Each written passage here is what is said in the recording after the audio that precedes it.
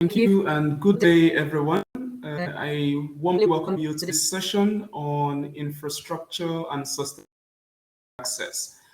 In this session, we have a lineup of speakers who will help us to unpack the different dimensions of energy access interventions and why we should care about it. So indeed, how do we make energy infrastructure interventions more sustainable, and why should we care about it in the first place? So to help in addressing different dimensions of this particular theme, we've got a lineup of speakers. So we've got Professor Vanesa Broto, who will start with the first session, and then she'll be talking about community energy and infrastructure resilience. I warmly welcome Professor Vanesa Broto. Thank you, Norbert, and thank you, everyone. Good morning, good afternoon, good evening, depending where you are. It's always a pleasure to go to the Environmental Research Conference of IOP. I always learn so much, and I'm always very conflicted by the wanting to follow so many sessions and not having time to do that. But today, in this fantastic panel, with this important challenge of energy access and how infrastructure can meet it, I'm representing a project, actually. I'm representing a project called Community Energy and the Sustainable Energy Transition, CSET, which focuses on Ethiopia, Malawi, and Mozambique. And the key question of this project is, well, there's like a meta question in this project that is, can we use a research project like an alliance of academics across different countries to make effective change and to use research, to use new knowledge to make effective change and increase our chances to provide universal energy access? So the project objective is to facilitate a long-term human-centered research program to study the diversity of community energy and the role in sustainable energy transitions in East Africa. So you see, at the core of this project, there is an important hypothesis.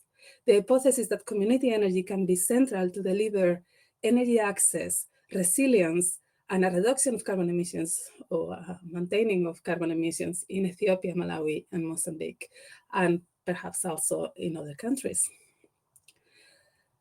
And as I say, I'm representing a project, and when I say I represent a project, I represent an amazing network of academics from from different fields. The project brings together engineering and energy studies with the social sciences. And at the core of the research, there's a lot of in-field research developed by our colleagues in the universities of Addis Ababa, Makerere University in the north of Ethiopia, Msusu University in the north of Malawi, the Universidad Eduardo Mondlane in Maputo, and the Center for Research on Governance and Development in Maputo as well. And we also work with the SIN, which is a social enterprise, which is helping us to not only do research, but also put it into practice. And you are going to, and this broad objective of CSET, from the perspective of knowledge, what is the knowledge and research that we are going to achieve, is really in terms of thinking about community energy systems in a different way. So first, thinking about community energy systems as something that is diverse and heterogeneous, and it's the diversity that constitutes its main strength, particularly in terms of combining these three goals of facilitating energy access, enabling sustainability, and building resilience in communities. But it is also something that makes them difficult because community energy systems are not ready-made kind of systems that you can just plug in the current energy systems that we have. Second, and this is true for these three countries, but it's also true for any other country. And the second thing that we look at in this project is this idea of unpacking community from an intersectional perspective. And this is something that comes from the social sciences, of thinking about the different ways in which people experience marginalization within communities. So communities are not homogeneous, they are diverse, and it's that diversity that we need to harness to putting them at the center of infrastructure projects. And finally, we recognize that these community energy systems are implemented within a specific political context, and those political contexts may be building the drivers for these community energy systems to be successful. So this is the knowledge building objectives alongside the idea of building this strong network just within the project set, but also to have a legacy that also builds skills beyond the duration of the project. And this was one of the projects that was funded by the Global Challenges Research Fund, which funded a lot of these kind of research projects that put impact at the core of the research objectives. But you will ask me, why focusing on community energy? Why do I think that community energy is key to unlock the energy transitions of the future? Well, in the first place, we should define what community energy is. And as you will all know, community energy can be understood in a very diverse way. So the idea is to think that when we deliver energy to some people, to people directly. And then the question is how we can bring that people into the projects that we build. So we can think about the benefits that energy projects provide, but also we can think about how communities can manage and maintain those projects. Very often, community energy projects are thought as generation projects, but we argue in CSET that community energy involves a wide range of projects and a wide range of ways in which energy access is provided. And the thing about community energy is that it provides a range of benefits that underscore the importance of energy services and energy infrastructure, but also underscore the importance of off-grid energy systems in a sustainable energy future. So in the first place, community energy delivers social outcomes. Obviously, delivering universal energy, working towards the delivery of universal access to energy, but also in terms of maximizing and creating collective capacities for the management of infrastructure. In the second place, community energy supports directly local economies, and the projects that we've been working with show that the community energy provides local jobs directly in the projects, but also supports a lot of SMEs, a lot of local small and medium enterprises locally. It enables cost savings for consumers, and it helps the community to invest, for example, in technical education and develop the local economy. At the same time, in the project system, we believe that community energy is central to develop local resilience, that autonomous modular systems of infrastructure may be better adapted to disasters in certain situations, but perhaps also speaks of a different infrastructure model that we can have in the future, in which resilience is the priority rather than efficiency. And also the issue that community energy may facilitate recovery and bouncing forward and spread risks of faults by having more modular systems. And finally, we believe that community energy addresses the climate emergency and particularly enables to think about how we can avoid locking of unsustainable energy infrastructures and fossil fuels, and also how we do that while providing opportunities for local innovation. So we are positive about community energy, but we also think community energy has to be done carefully. We think an intersectionality approach to community energy is very important. It's important for thinking about infrastructure in any context, because infrastructures have a wonderful capacity to provide services, but also a wonderful capacity to create inequalities and to exclude people and to entrench poverty and marginalization. And this is something that was recognized in the most recent IPCC report. So when we talk about an intersectionality approach, we really mean this. I mean, if I have to simplify it, we mean these two principles: to recognize people at the receiving end of diverse forms of institutional structure and cultural discrimination that prevent their flourishing, and to recognize that some of those forms of discrimination happen through the provision of infrastructure, through the setting of large projects, or through their exclusions from some of those projects. So that would be the first principle. And the second would be to recognize people as active agents in charge of their own futures, rather than as passive receivers of benefits of a given community energy intervention. So the community is at the core, everybody in the community should be at the core of a community energy project. This, of course, is quite difficult. And what the project concentrates is on challenging the barriers to community energy to see how community energy can be reproduced and kind of integrated in existing energy systems in the countries of study. So the first thing we look at the project is we look into the political economy challenges of the energy sector. So looking at the structural kind of drivers that may prevent the development of community energy.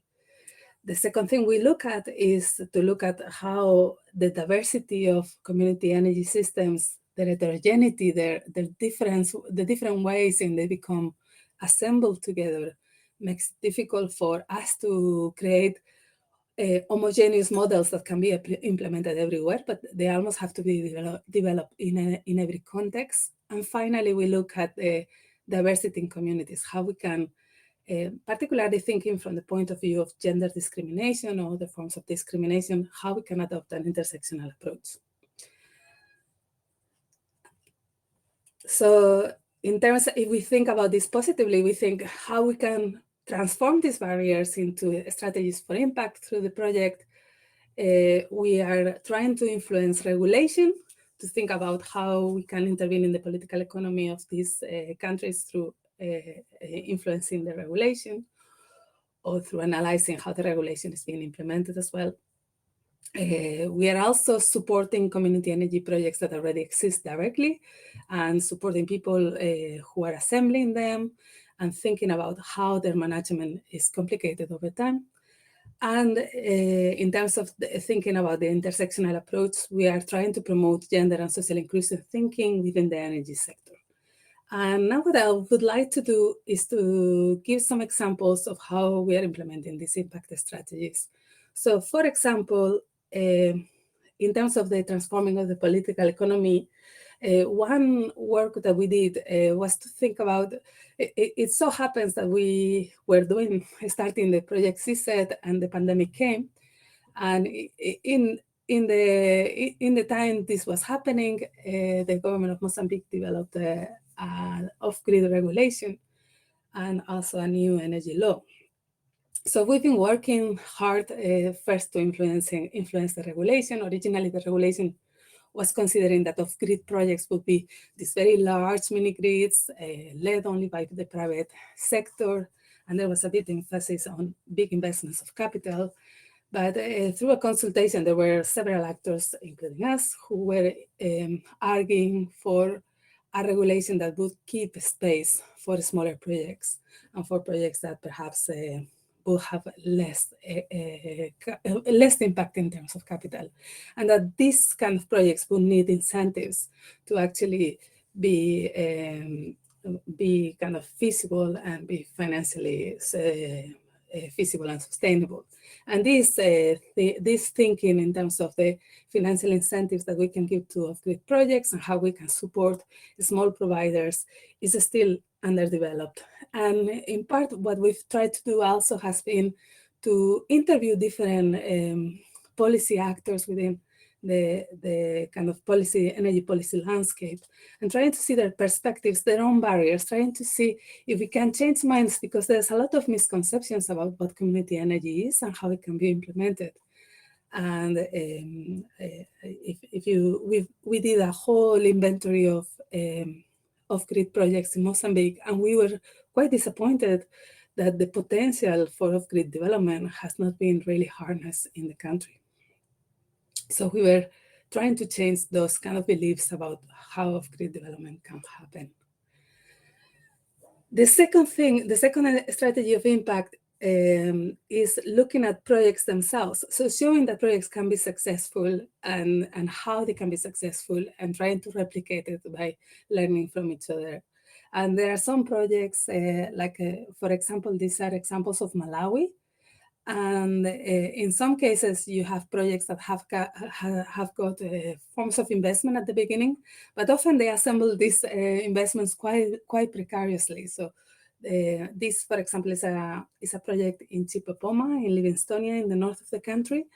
And it's a fascinating It's a fascinating project. So it was led by a local person who was really interested in energy, had some training, and then Susu University became convinced that community energy had a lot of potential, and put his hands on to make it possible and assemble a network of actors around him that could help him, including, for example, some passing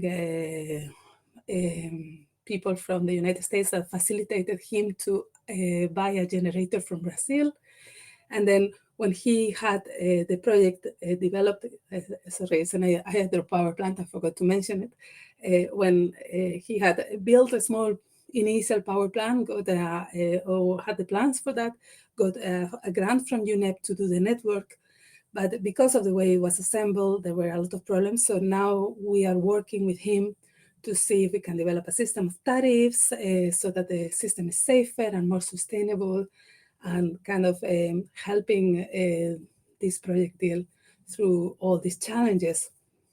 Because anything like an event like a lightning on one afternoon in a storm may completely destroy the project, and then the project is gone. So we've been looking in Malawi to several community, where there have been a lot of community energy projects, a lot more than in Mozambique. So we've been looking in Malawi to see if we can learn from the different projects that have happened there, and the ones that have failed and the ones that have succeed, which there are some really wonderful examples, and the ones like this one that are really like fighting to continue. And finally, I explain, we are working to promote gender and social inclusion in the energy sector. And one thing that our research has shown is that there's a gender gap in the workforce, but there is a gender gap because of the differentiated impacts of energy projects on diverse communities. So, for example, in a study of different companies in Mozambique show that while women are overrepresented in the administrative areas of energy companies, of the small energy of the new energy companies that are developed in the country, they are underrepresented, of course, in management, in the management bracket of the workforce, but particularly among technicians. There are very few female technicians. And similar observations have been done by our colleagues in Ethiopia and Malawi. In Ethiopia, in particular, there are we've done research among leavers from higher education degrees in energy, and basically there are basically no women. We haven't been able to identify women leaving the programs. So what we've been trying to do is developing educational programs, and this is from Malawi, where Susu University has been leading this training for female engineers. And just like saying, the normal course that we do to train engineers on renewable energy, can we run it once, a short course, in which we say, this time it's only for female engineers, and then we focus on kind of bringing up those skills. And the course was enormously successful because not only it, of course, the women that participated in the course really enjoyed it, and this is an example of the evaluation that we did after the course. But it also changed, and our colleagues from Susu, we interviewed them after the course, and they say, oh, it also changed our perspectives. It changed a lot of our understanding and a lot of our assumptions about how female engineers may learn or may not learn. And also it has moved us to try to influence our contacts in the government and to see whether we can do this at a country scale. And just the final example I'm going to say of the ways we are trying to achieve impact through the project CSET. This is a collaboration with Broto, which is an energy access program funded by SMB, which is the development agency in the Netherlands, and the FCDO, which is the host the development agency in the UK. And with other actors, including Electricidade de Mozambique, which is the public utility in Mozambique, ARENE, which is a regulatory authority for energy, and an NGO like Women in Business. And also more recently, we've started to work through this program with the Ministry of Energy and Mineral Resources, MIREME, in Mozambique. And what we're trying to do is, on the wake of the off-grid regulation, is to say, how can we have a program? So we are now going to have all these new private entrants in the energy sector. Before it was only electricity in Mozambique. So now we have all these private actors.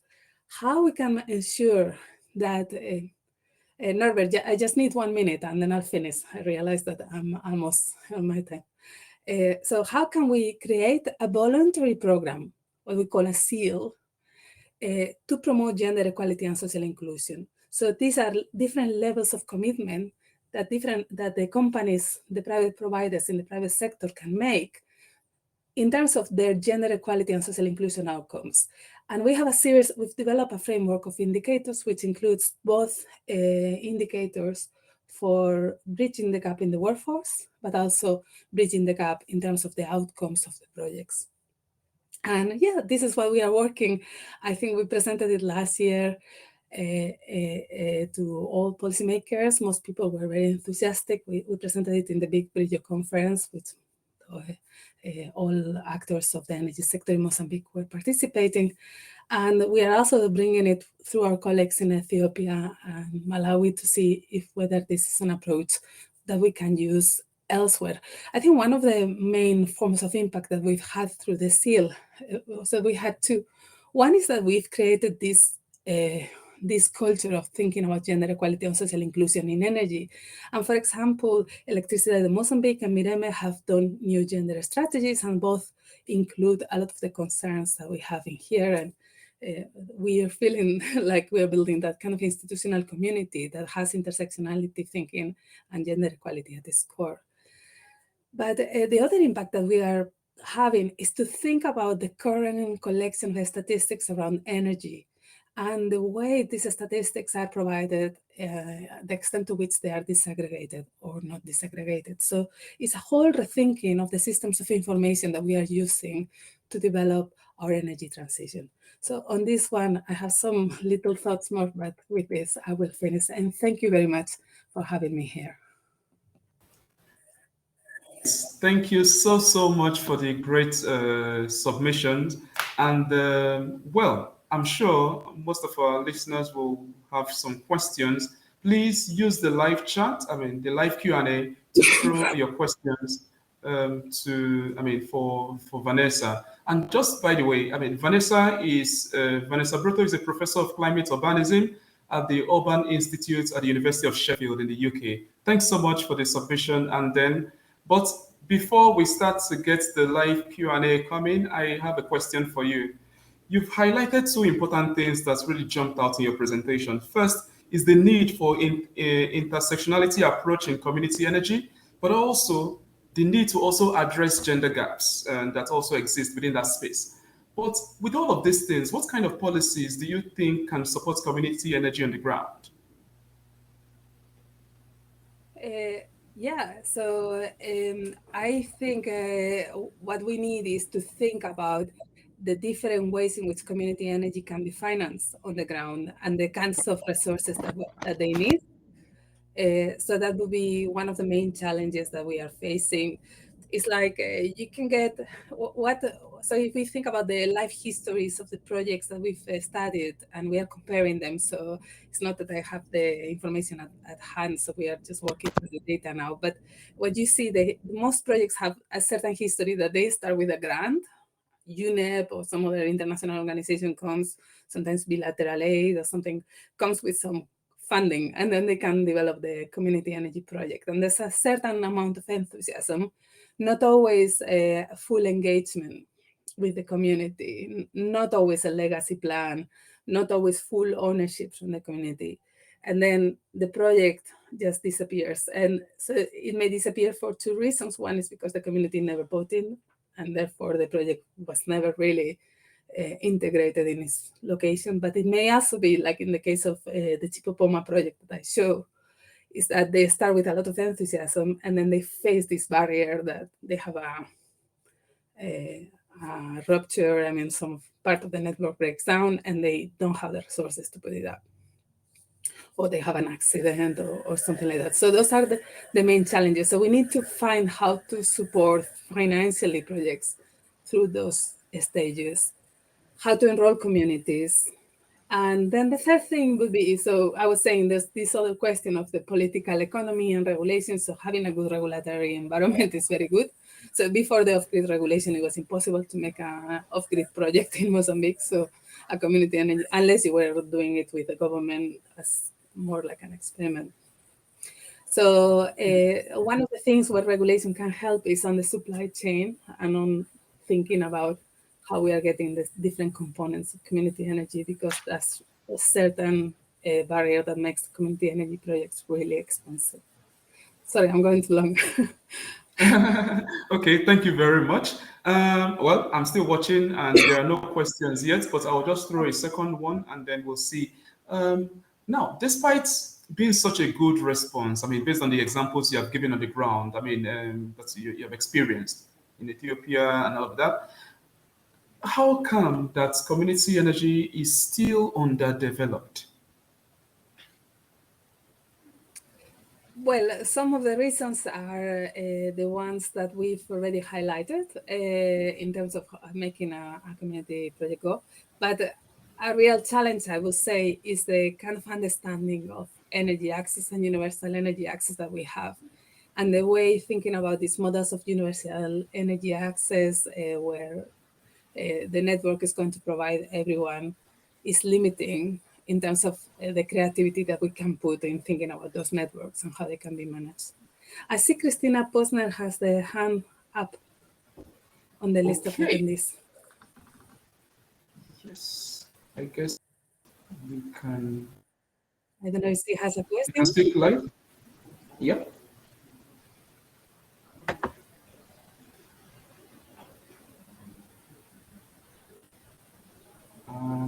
You can unmute them and let them speak.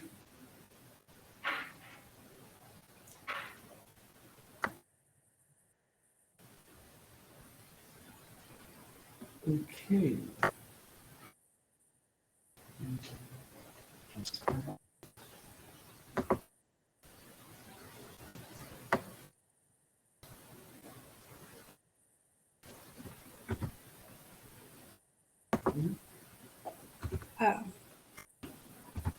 I would just say that otherwise there's an opportunity to ask questions at the end.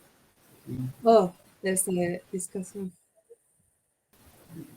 So Christina, if you want, you can put your question at the discussion forum, At the end, and then we can pick it up there. But in the otherwise, live at the Q&A. end, we can have more questions. Yeah. So thank you, Vanessa, and definitely, I mean, this is very good. Thanks so much. We will definitely invite the next speaker who will be talking about another interesting aspects here of again, infrastructure and sustainable access. This time, we'll be looking at energy modeling.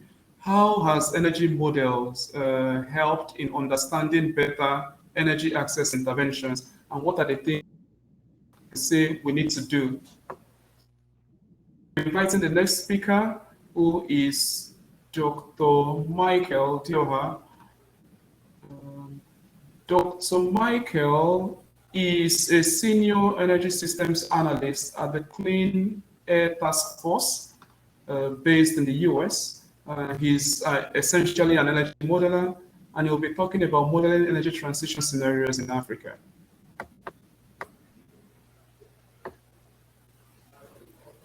Hello, Norbert. Thank you so much for the introduction. Good day, everyone. My distinguished speakers, good day to you as well. So, as you rightly said, today I'll be talking about modeling energy transition scenarios for Africa and looking how it fits into the theme of sustainability for energy access. So, this is going to be the outline of my talk today. I will give a brief context of the issue at hand, and then I will talk about the study that we've done so far. We'll just go briefly through some of the methods. It's a brief review study. And then I will spend more time in the findings and then talk about the recommendations or possible pathways going forward. So just as a background, we when we talk about energy system modeling, what we are talking about is just the process of building computer models of energy systems to analyze them. So they often employ what we call a scenario analysis to understand the technical as well as the economic aspects of the energy system at play. So what do we use these models to do basically? We use them to understand the future state of the energy system, like looking into the future. What is our energy demand? What will be our energy supply? And we can actually look at them at multiple time frames. You can have an analysis that looks at how the energy system is going to evolve within the next 5 years. You can look at 10 years. We can also look at multi-decadal models up to maybe something like 2050 or even 2000. So why are we doing this thing basically is to understand the present as well as the future interactions of the energy system, and also look at how does this interact with the economy. And then we actually need to do this in order to provide information for policymakers. So you don't just make energy policies, you need your energy policies being informed by some sort of scientific analysis in order to have a robust understanding of it. But the information that we are getting from these, that we need to rather to feed to policymakers, they are not trivial information. We need to do a lot of rigorous analysis. So basically, we cannot escape energy modeling if we are talking about energy policy, and therefore it means that those deficiencies or the limitations of the models that are at play, we need to analyze them properly to understand to what extent are they shaping our energy policies. Then, when we are bringing this down to the context of Africa, thinking about how do we model Africa energy system, there are some things that we also need to think about, and that is looking at the unique challenges of Africa, and then see how best can we include this in the modeling per se. So we know that today about 600 million people do not have access to electricity in Africa, while about 1 billion still depend on inefficient cooking facilities.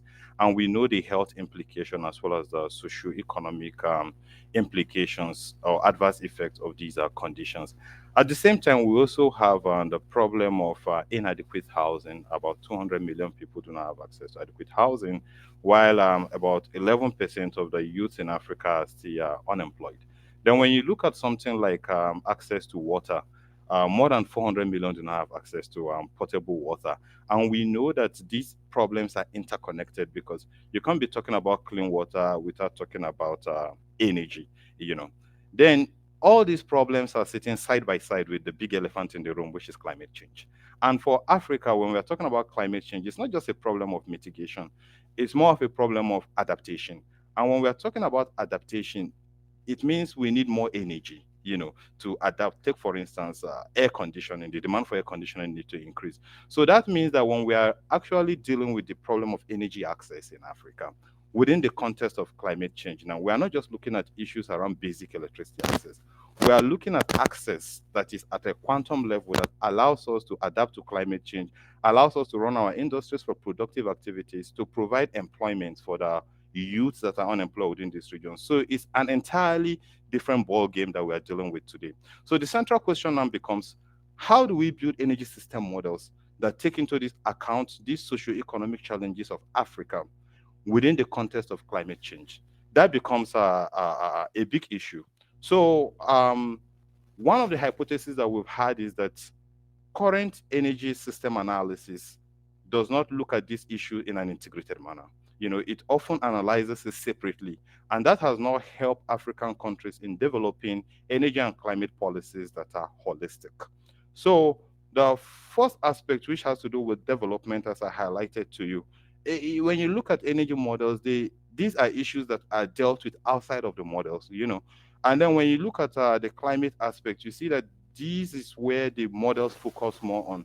And then you cannot be talking about climate change within the African context without addressing development issue. So there's actually need for more integrated discussion around these issues. So our models need to commit to socio-economic development, also understanding that there are definitely going to be trade-offs when we are dealing with climate change within Africa. So within CATF, our Africa program, we conducted a study, tried to understand what is the existing scholarship within this domain. So we looked at the state of the current literature in energy transition modeling in Africa, and then we paid special attention to the relationship between climate goals as well as development goals, because this is where our hypothesis is coming from, arguing that this has been analyzed separately, and actually there's need to integrate the both of them if we want to have policies that are robust that address Africa's main challenges. So we did a systematic review of peer-reviewed papers, and we had some conditions in which we used for this review. It has to be model-based, it has to be scenario based, as well as the time frame. We looked at articles that were published between 2000 to 2021, as at the time that we conducted this study. So as some of you might know, the Prisma reporting approach, which is a common methodology for doing a systematic review, that's what we employed in our study.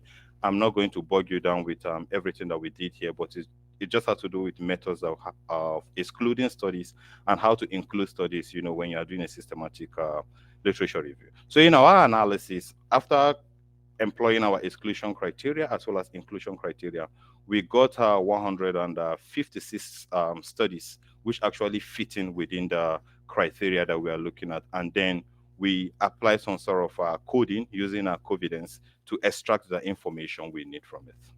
So the information that we looked at are things around, first of all, the authorship of the papers, as well as the geographical coverage of those papers.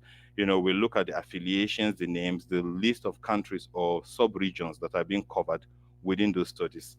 Then we also look at the main scope of the paper, to what extent is energy, economic development, and emission pathways being considered. And then we look at, okay, is there some sort of inclusion of socio-political issues within the models? Because we know that energy systems are socio-technical systems. So we cannot be dealing with energy systems without also considering these other aspects of it. Then we looked at what are the methods in which these studies applied, as well as what is the level of data disaggregation. Then we looked at the time horizon for the modeling. As I told you initially, we do analysis into the future, right? We can do short-term analysis, medium-term, as well as long-term. So we looked at what are the number of years that these studies have considered into the future. And then we asked other questions like what kind of technologies are being considered, what kind of cost is being considered, how does the transition cost evolve over time within the studies. Then we did further analysis, digging deep into some of the data that we've extracted. So looking at, for instance, the authors, where are they located? Are they located in Africa? Are they located outside of Africa? Is there some sort of variation within which this group of authors do their analysis? And to what extent does that reflect African reality? Then we also looked at the evaluation of the authors themselves. To what extent have their paper contributed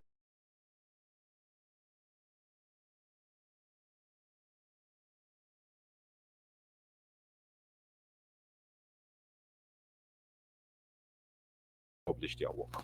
So in terms of results, we had 5 key set of findings. We have multiple findings, but we can include them or rather summarize them within these 5 set of findings. So the first thing that we found is that energy transition modeling is actually a new thing for Africa, but it is fast growing, as well as with different geographical disparities within Africa. So what we found is that 10% of the publications are published before the Paris Agreement. So as you can see from the figure in the right here, by 2015, or before 2015 rather, we had just 10% of the papers being reviewed.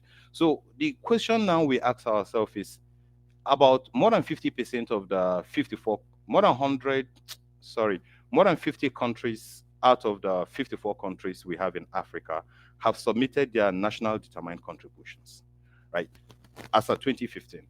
The question we've now asked is, what knowledge did they use to prepare the NDCs for the Paris Agreement? So it means that these countries were actually going into the Paris Agreement without understanding really the nature of their energy system, what is possible and what is not possible.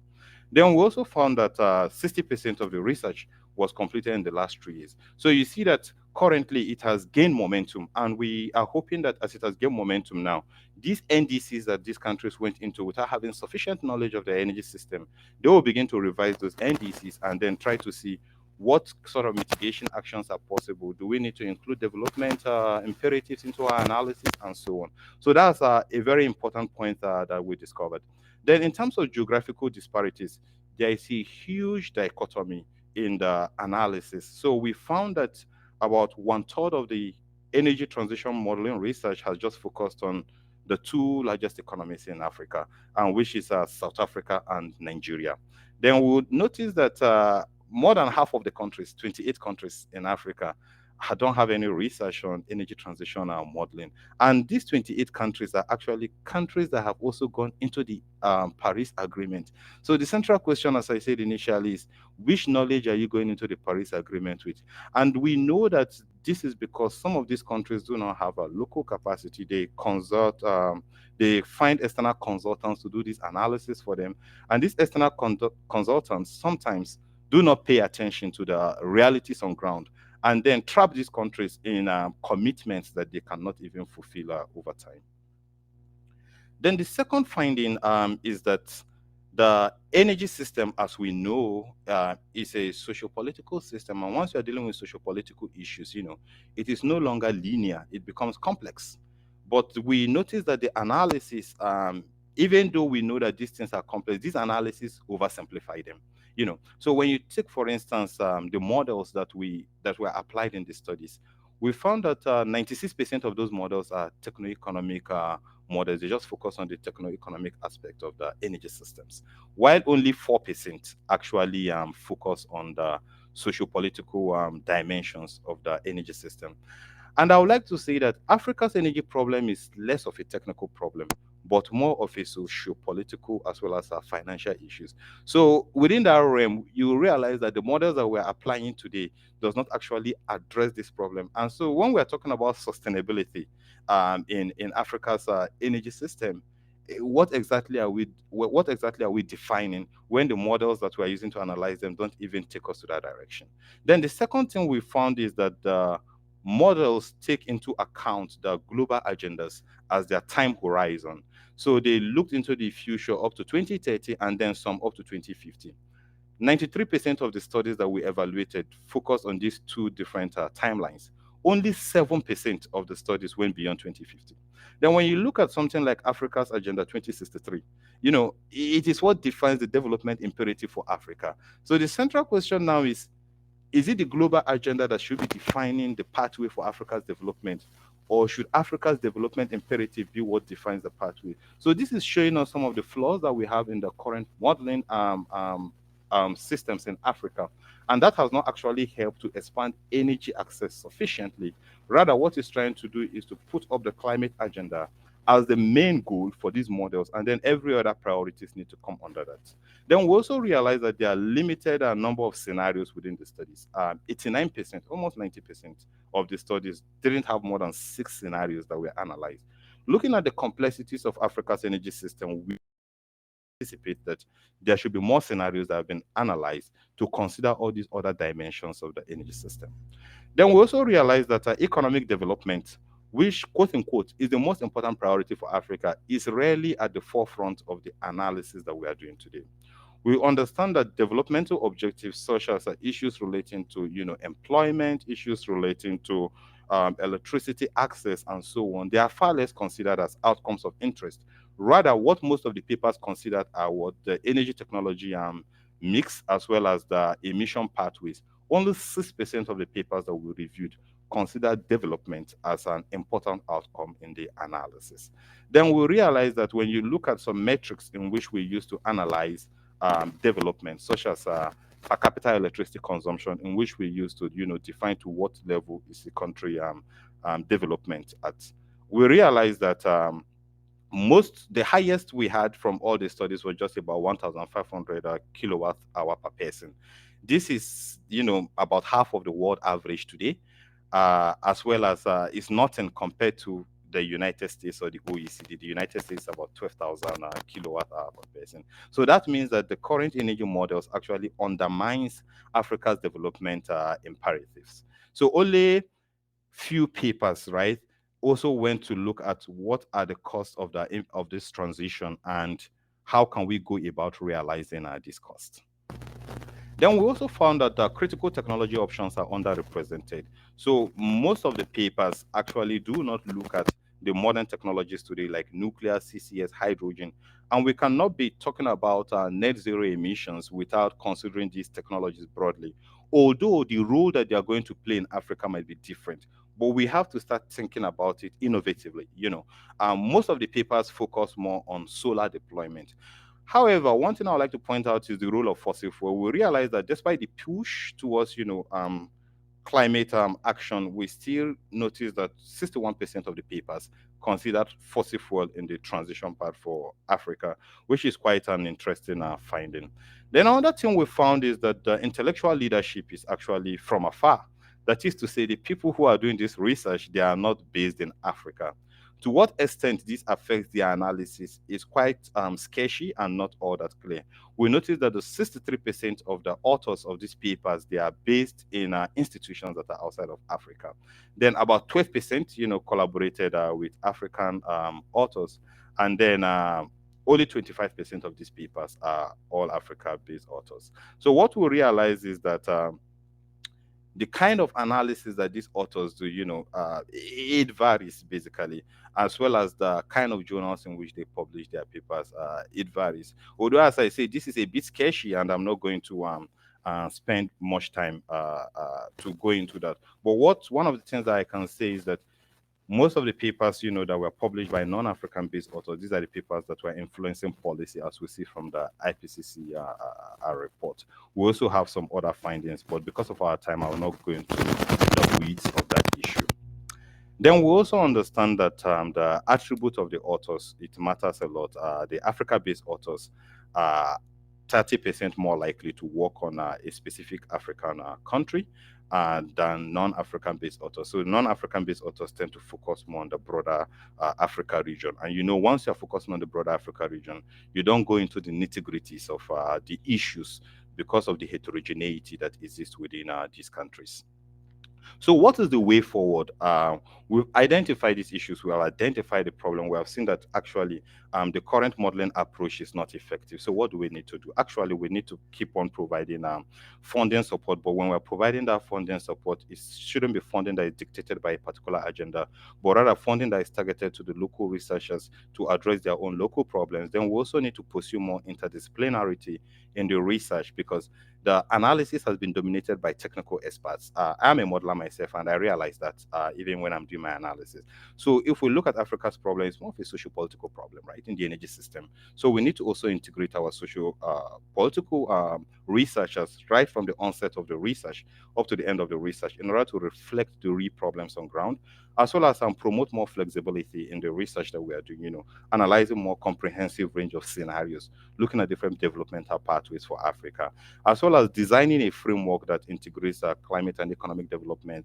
Because of how social some of these issues are, it becomes difficult to mathematize them. So we need to build more models as well as link models in order to capture these issues that are quite difficult to mathematize, as well as the technical dimensions, and also make those models to be easy for policymakers as well as other analysts in Africa to use.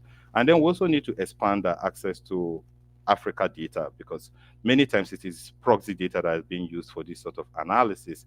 And then also, improve our communication within it, and then promote access to open energy modeling tools.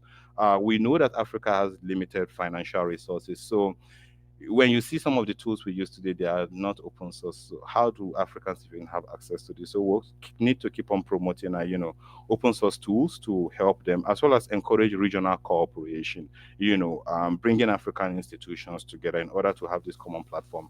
I would like to commend the work of the Climate Compatible Growth. They have been doing a good work in that regard trying to, harmonize African energy modelers, as well as the Energy for Growth Hub. So in summary, basically, we need to keep on investing in R&D within this area, improve our local capacity in order to make African analysts to remain in Africa, because brain drain has been a problem today. And, once this brain drain occur, these analysts no longer focus on Africa problem, but rather they focus on issues that sometimes are not much of Africa's problem. So this is the work that we are doing currently. We have a second phase of this work that is ongoing, which is focused on the models themselves.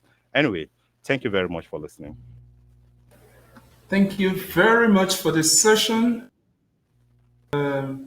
It's been quite enlightening to see and to hear also the various dimensions of energy modeling and how these different scenarios actually impact on the kind of energy infrastructure we end up with and the pathway towards addressing some of the energy access problems.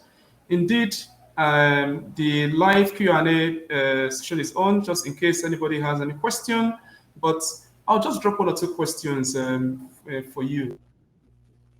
You highlighted the fact that there's been less emphasis on economic development around most of the energy modeling scenarios that have been developed for Africa. Now, of course, and then there's been more emphasis on energy and climate goals. Is there a way we can actually incorporate economic development into some of these, while, of course, ensuring that we get some of our desired? Yeah, so that's a very good question. As I pointed out in my recommendation, we need to develop new tools as well as different metrics upon which we use to do this sort of measurement. So, take for instance, instead of looking at development as an outcome, it's something that we can actually integrate in the modeling process. So, if you take something like the demand side, we know that many times gross domestic product (GDP) as well as per capita income is being used as the measure to determine what the energy demand is going to be in the future. But at the same time, Africa's GDP is not well captured, even in national and international statistical analysis. We have huge informal economy, which also consumes energy, and this informal economy is not captured in the official statistics. So when we're using this sort of official statistics to do demand analysis, it undermines the energy needs of Africa. In fact, I've written a piece on this, outlining Nigeria problem before 2014, I think, or 2013. Nigeria was the second largest economy in Africa, but after our Nigeria's GDP was rebased, it became the number one economy in Africa, more than South Africa. So it means that all the analysis that have been done before then, using those GDP values, that they are actually an incorrect representation of the energy needs of Africa. So we need to now think about how do we establish a different metrics beyond GDP to access future energy needs. So there is a model called Safari. I think it was developed by C-STEP, an institution in India, where they don't use GDP as the determinant, but rather they look at the aspiration of Africans. Let us say by 2050, Africans want to live the same lifestyle we see on average in the OECD today. What is the energy needed to satisfy that? So that can be a way to address that in the modeling process, instead of going at the end of the modeling stage to start looking at what is the outcome and so on. So basically, coming up with different metrics, coming up with new tools is very, very important to address that problem. Great. You also pointed out something that I found particularly interesting, the fact that most of energy transition scenarios are actually influenced by some global agenda. For example, the UN Sustainable Development Goals, the zero emission targets, among others. Now, do you really believe that aligning Africa's energy models to some of this global agenda can actually help provide a pathway to success? Wow, Robert, that's a big question. So I think it's a question that we can look at from two different perspectives, right? So the global agendas like UN SDG 2030, as well as net zero by 2050, was, to what extent was Africa carried along when these goals as well as targets were developed? For the emission targets, of course, we know why that have to happen. But if you look at something like SDG 2030, what's the rationale behind that? African countries capable of realizing these things, and then are there other pathways in which we can actually do this while allowing Africa to focus on their own priorities? So we have Africa Development Agenda from the African Union, which is Agenda 2063. The point is not like as if these global agendas are not important. Of course, they're important. We need to be thinking about them in our models, but they should not be the determinant of what our development needs and how our models are meant to be calibrated. Africa's development agenda timelines developed from Africa should be the overriding factor. Then within those timelines, we can look at to what extent does these international targets coming, how can we consider them? So take, for instance, we have net zero target by 2050, while we have Africa Agenda 2063. I anticipate that any model that is looking at Africa broadly should go beyond 2063, or at least 2063. Then within that time frame, you should also now analyze what is possible within 2050, what is possible within 2030. The challenge we have today is that some modelers are so fixated on these timelines, putting constraints on emissions in models by 2050, and then using that as the policy pathway for African countries. And this is the reason why we have not made substantial progress. Take, for instance, energy access, right? You realize that the way we count energy access is the binary approach, who is connected and who is not connected.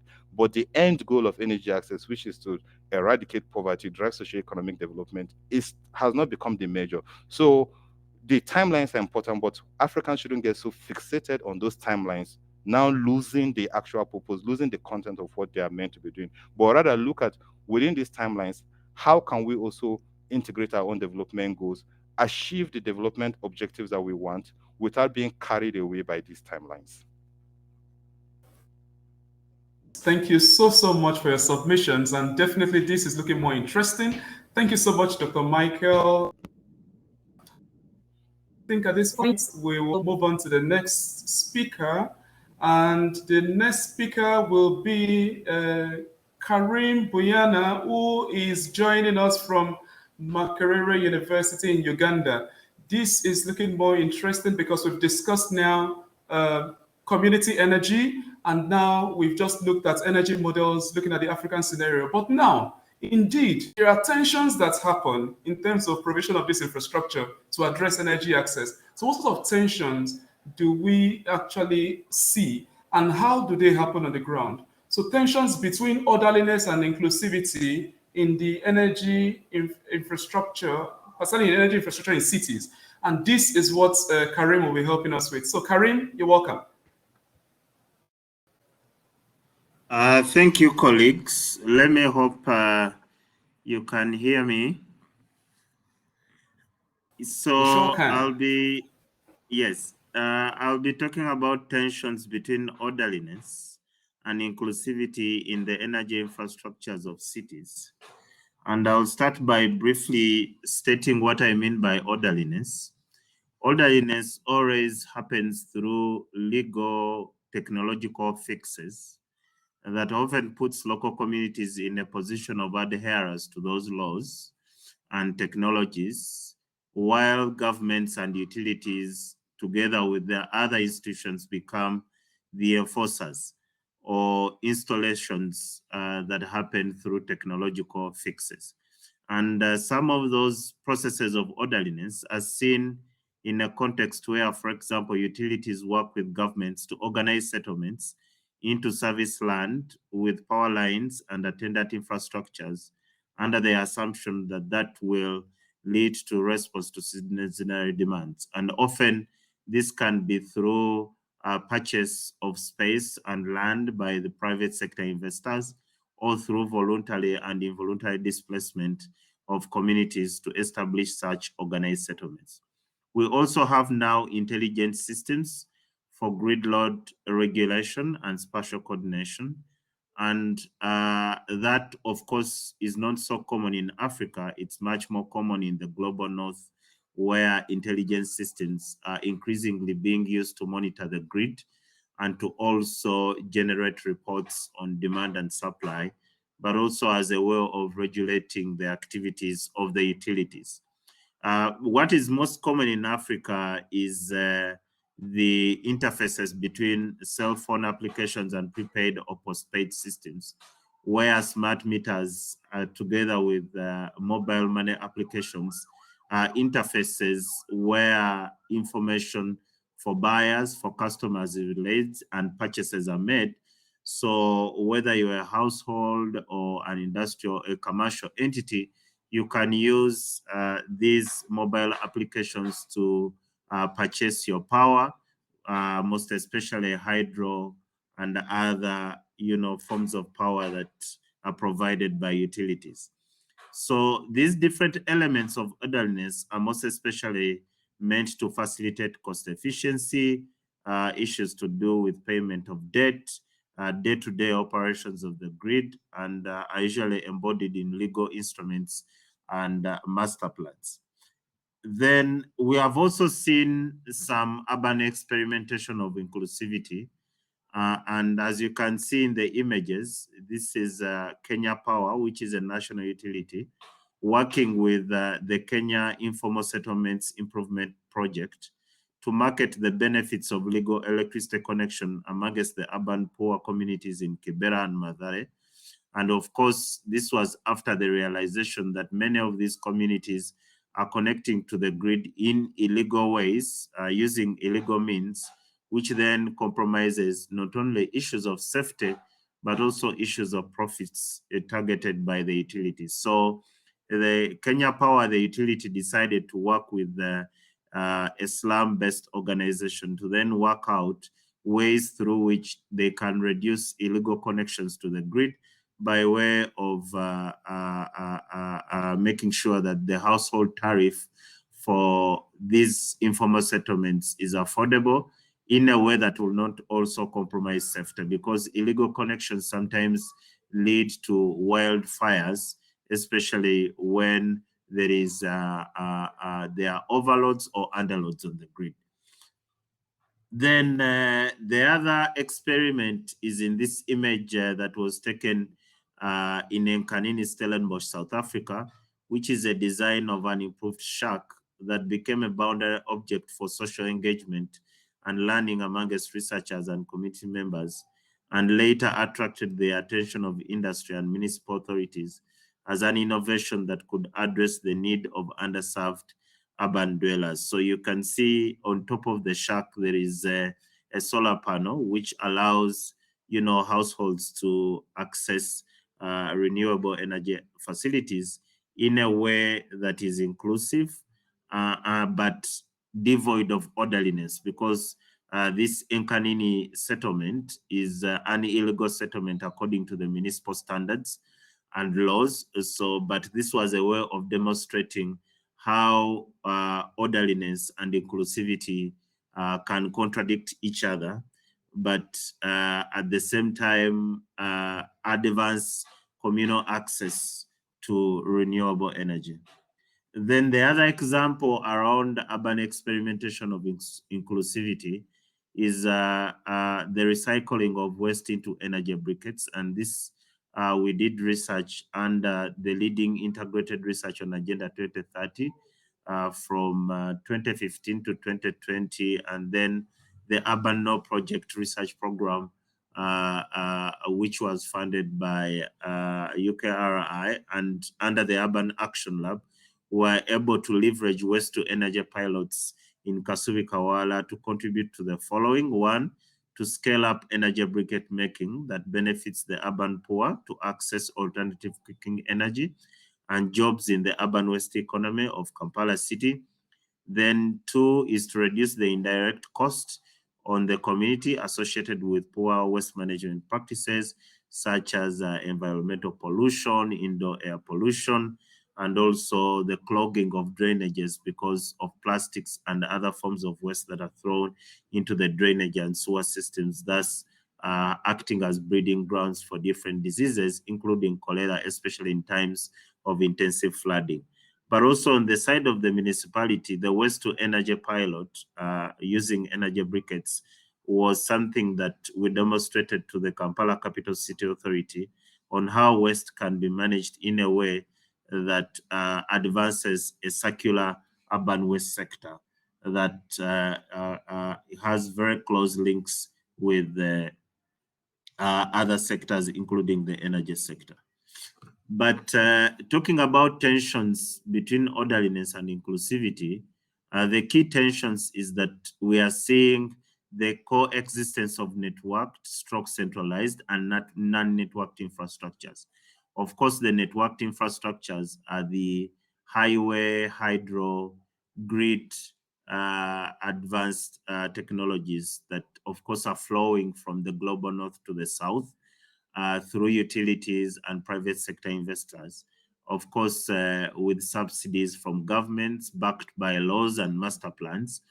But also we are seeing an emergence of non-networked infrastructures like the ones I've shown in those images, where we have the iShack, where we have the energy briquettes acting as sources of energy. So you can see that the tension is that the networked and centralized infrastructures are supportive to orderliness, while the non-networked infrastructures are supportive to inclusivity, but more or less contradictory with the idea of orderliness as understood by governments and the utilities.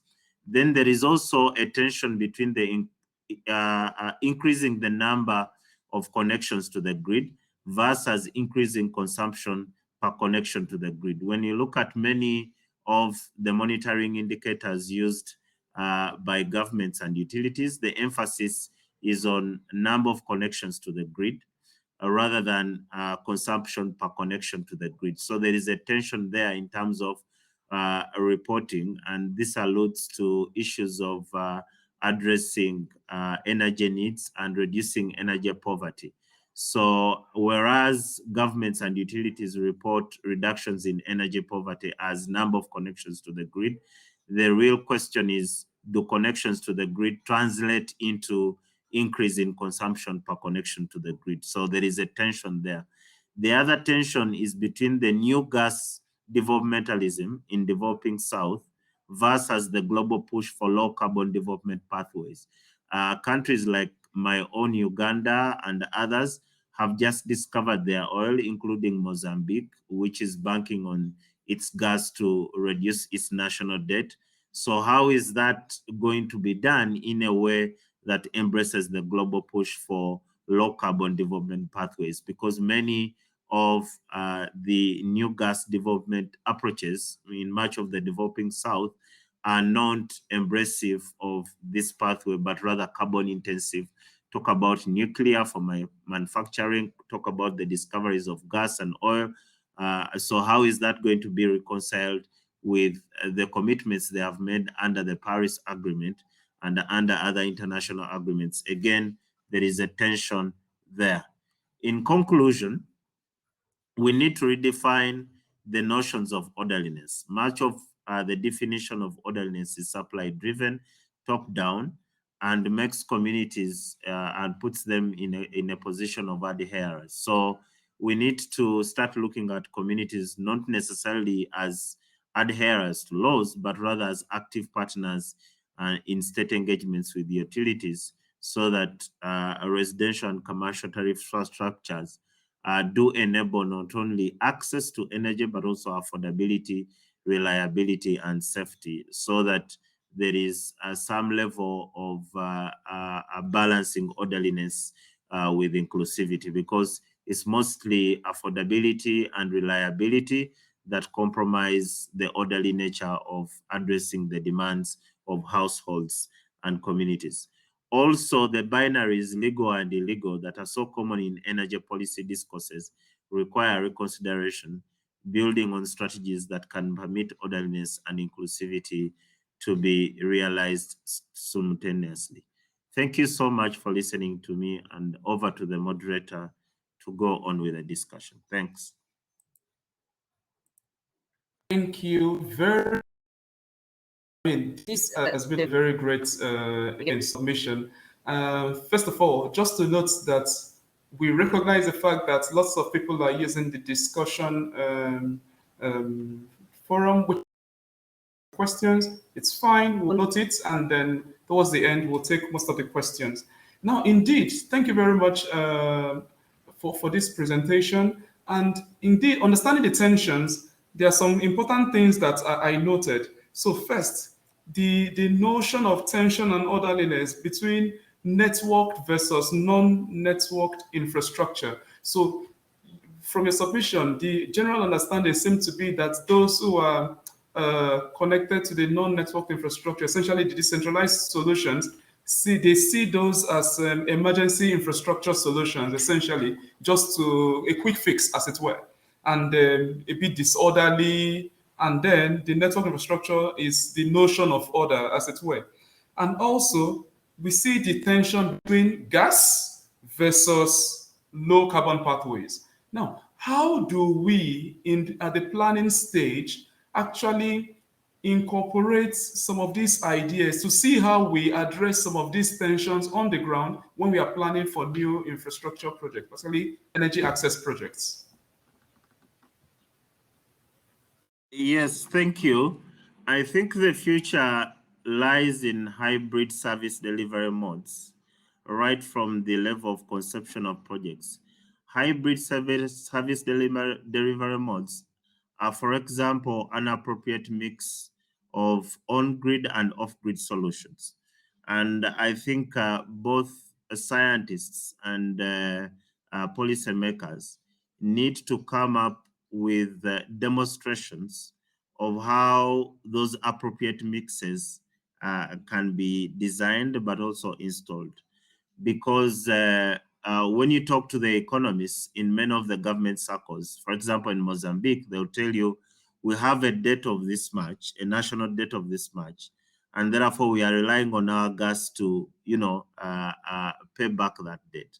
But again, there's this global push for low carbon energy transition. So, which means that the balance lies, or the solution lies in demonstrating how an appropriate mix of these new emerging gas installations can be done in a way that do not compromise the carbon reduction and emission reduction targets. But of course, there is the idea now that is running around the globe called carbon trading. So I will generate my gas, but also plant trees. So the number of trees I plant demonstrate that I'm really committed to low carbon pathways. But I don't think that could be the solution. So my suggestion is, how can we embed hybrid service delivery modes into the design and the conception of sustainable energy futures, so that we get an appropriate mix of networked and non-networked, of low carbon, but also the other carbon intensive emerging service delivery modes. That would be my take on this. Thank you. Thank you very much, Kareem, and your submissions. Thank you so much. At this point, I'm going to be inviting the next speaker, and the next speaker is we're calling on Anu Ramaswamy. Anu is from the Princeton University, and we know based. Okay. So we'll move on to. Okay. So we'll move on to the next speaker now. Okay. We'll move on to Joyashree Roy, who is from the Asian Institute of Technology. She will be talking about infrastructure in energy access with special emphasis on South Asia, to bring up some knowledge and experiences from that region. So, Joyashree, you're welcome. Hi, thank you. You can see me, I hope. Yeah, let me share my screen. And yeah,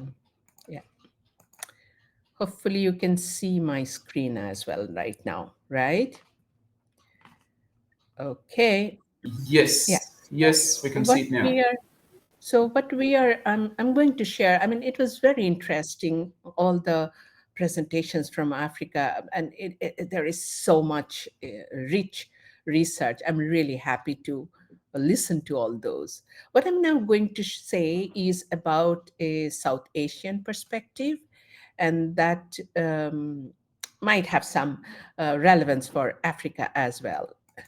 So I'm starting from the message one, which is from IPCC report that, for a global good, of course, we need to stabilize warming at 1.5 degrees Celsius with no overshoot, and which means that in next 6 years, we need to reduce 48% of emissions, and in 14 years, 80%, in 24 years, 99%.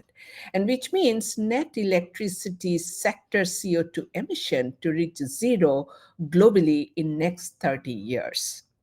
So we need to keep these messages in mind, and then we need to see what are the challenges for each of the countries, because these are the global sustainability need, which we cannot ignore.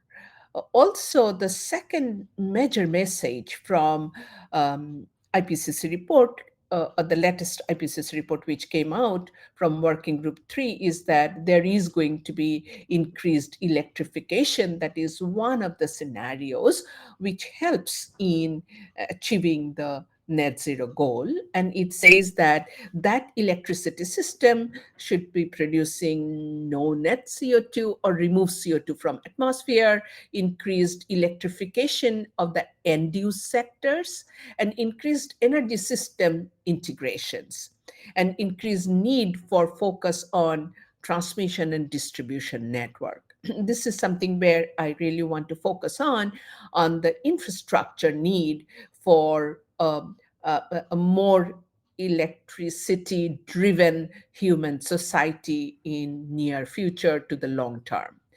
Uh, and the long lifetime of these assets and investment are extremely important, because once we build these, they will be for multiple decades. So we need to see how do we redirect our finance to the sustainable infrastructure, where we are imagining then future lifestyle is going to be more electricity driven, which is going to be more efficient, and decarbonizing the electrification may be one of the ways of going forward. But there are multiple things involved in this, which I'll come to next. In this IPCC report, we could also show in Chapter 5 of Working Group 3 that the demand side measures can reduce burden of supply side decarbonization need through infrastructure design, technology access, and behavior change. So what we are saying is that suppose in each of these sectors, these white bars are showing that what is the projected total reduction or the decarbonization need for each of the sectors by 2050. Now, we showed that all the countries had so far been planning to decarbonize this whole white bar, say this is the decarbonization goal for each of the sectors. But in IPCC report of the sixth assessment report, for the first time, we could include one chapter on the demand side solutions. That means how you make your demand side more engaged for reducing the need for decarbonization. We saw that if we take several actions, which will come a little later, so which we are showing that in different sectors. So if this is the total white bar, what we need to decarbonize, let us start from here, and then we say that, okay, if we take the actions on the demand side solutions, then actually decarbonization need of the supply side reduces a lot. And this is around 40 to 70% for land, food land building sectors. And for the industry sector, it is 29%. And each of these percentages shows which sector has how much of reduction potential on the demand side, so that supply side decarbonization burden is less on the globe, as well as the countries can make a choice what they want to do. And they also become much cheaper in terms of solution. And for the electricity sector itself, we see that for 73%, so on above we are showing the primary energy, and on electricity sector, because this is a secondary source, so we are saying that in this sector itself, we can see that 73% can be actually reduced by the demand side solutions. So we really need to understand what are these demand side solution and what are the mitigation potential. We have seen here very high. So what are the solutions? So basically in working group 3 of the mitigation report of IPCC, this was for the first time this assessment was done, and it was not done previously. So it shows many untapped potential in each of the sectors in different countries. I'll just give one example. Say, for example, for food sector, you reduce your food waste, just the food waste, we can get more of this 44% potential. In the building sector, you use efficient bulb, air conditioner. I'm just giving some examples that can make the demand side solutions and bring in demand side solutions faster, and so that wastage of resources are minimized in terms of energy, in terms of material, and then you can reduce, you have a lower or lower sized supply side, which you need to decarbonize. Now, the question is, how do we do this? So we tried to show that actually there are some socio-cultural factors involved, but infrastructure has a very important role to play, and access to the end-use technologies. And we have seen that it's actually the nutrition sector or the food sector where for food waste reduction, or for making choice for sustainable healthy diet, needs a behavioral change. So there is role of behavioral change more in the nutrition sector. But if we look into the land transport or building sector or the industry sector, we see that infrastructure, these red bars, have very important role to play, and the access to the right technology compatible with these infrastructure. And here, behavior choice has some role to play in the buildings, but in the land transport have relatively less role to play. So what we are showing is that for each sector, these light gray bars show that how much decarbonization we need by 2050. But these colored bars shows by the infrastructure choice, by adopting, accessing the right technology or appliances in its sector, and through some behavioral change for adopting these technologies, we can reduce the supply side burden of decarbonization to these dark gray bars. So that's what we are saying. And of these, we are saying that infrastructure and technology access have very important role to play.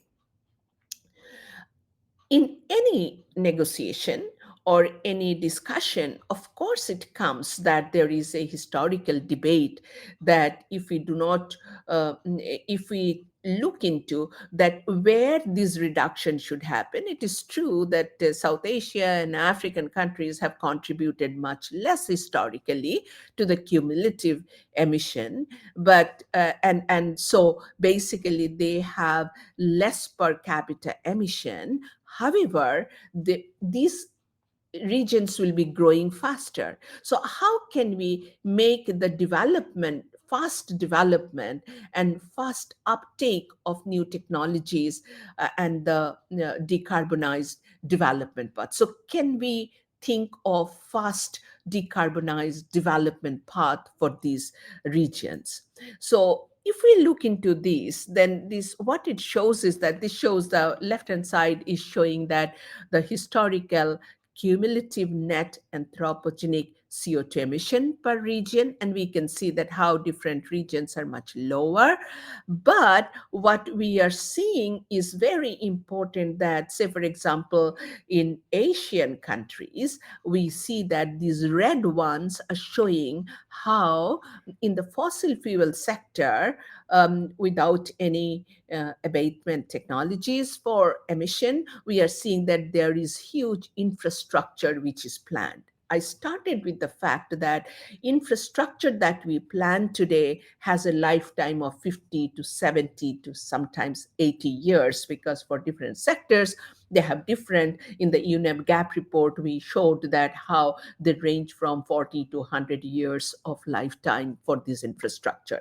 So under such circumstances, it is very imperative that before they become stranded asset for these poor countries, so that they are investing now, but after 10 or 15 years, they will no longer be usable, then new infrastructure needs to be built. This is a stranded asset and a sunk cost, which they will be incurring. So we need to be very careful when we are making our development choice in these regions. So what we are trying to say is that, yes, all the time we say that renewable energy is becoming market competitive, but then we cannot forget about the stranded asset. And also we need to see that how these regions can have a larger share in the global carbon budget. So it's a very complex situation, but we cannot ignore any of these components. And of course, as I have heard from my earlier presenters, that there is need for growth, there is need for employment for South Asia and for Africa, definitely, and there is need for finance as well. So how the development finance agencies focus on power sector infrastructure is extremely important, and we need to be vigilant on how they really make it not a stranded asset investment, but how it can help in building the future better for these countries, so that they are always on a low emission track, because they have the advantage of staying historically low emission, now also low emission because of their less growth. But then when they will be growing, how still they can remain low emission, that should be our focus, because there lies a huge potential for investment and development growing faster without adding to the carbon budget more and more. But of course, there is need for sharing in the carbon budget larger. That's something which need to sort out. And there are several things which are coming up, which I'm not going to share today, but I'm going to talk about more about the infrastructure issues. So I was looking into what are the sweet spots which are happening in South Asia and Southeast Asian region, right? So we see that every country is adopting smart city and smart village programs at national scale, and working at the subnational level and city scale and the village scale. There is huge smart grid investment which is happening. There is huge appetite for clean energy. The countries are also committing those in their NDCs. But these three things are happening separately.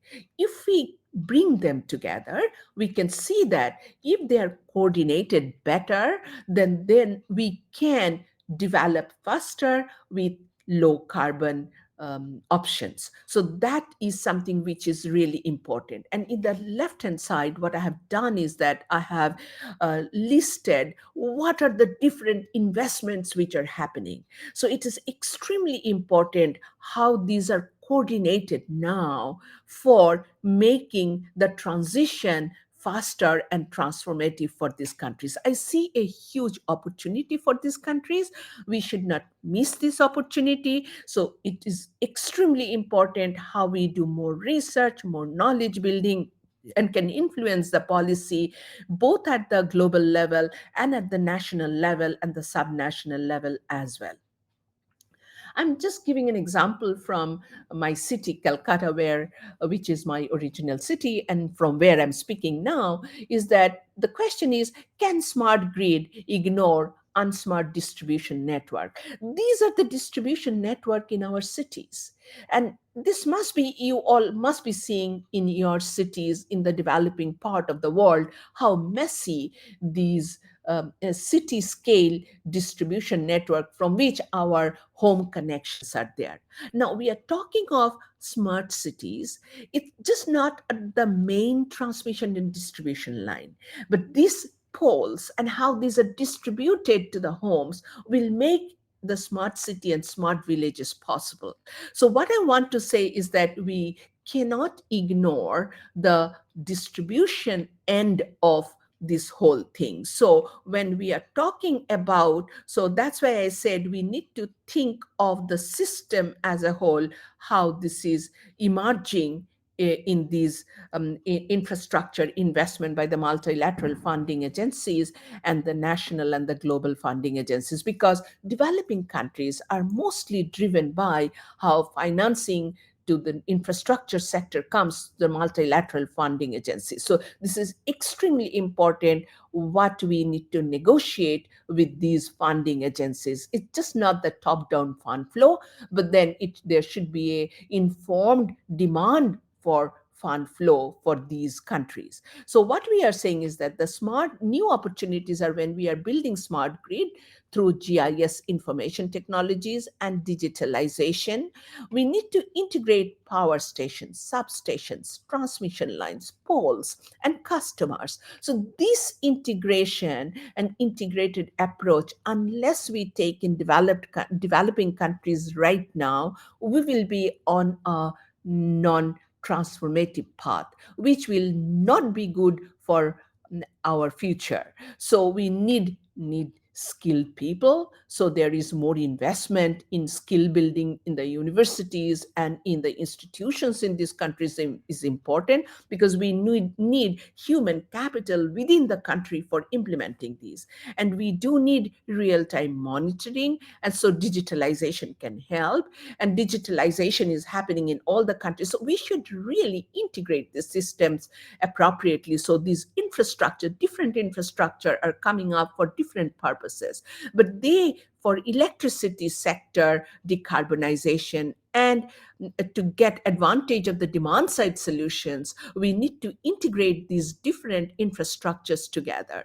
And so we need hardware and software also to be developed, and transmission and distribution line infrastructure to be thought of together. So the customer, the supplier, and the artificial intelligence for managing these is extremely important, because such big systems, human management will not be possible. So we need those hardware and software for these countries to be implemented, and we need right skilled people to be created and capacity building for these countries. So we need to have that vision.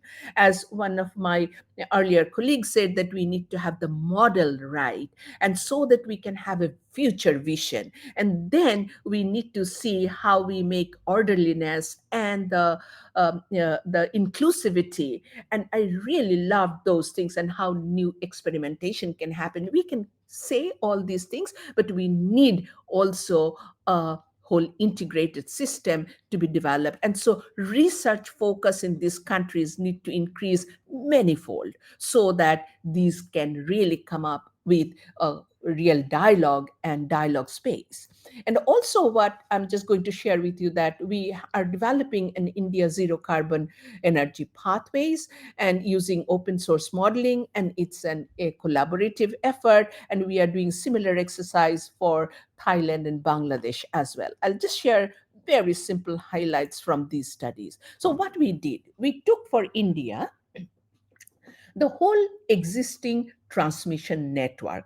So these names are showing that the Indian subnational, that means states in India or provinces in many countries, as you say, or these are the subnational disaggregated states. Now, each of the state has the decision-making power for the electricity sector. although we have a centralized grid, but all regional grids are integrated to that. So this whole power flow through India happens through regional grid and national grid, which is integrated. So this is the existing infrastructure that we have.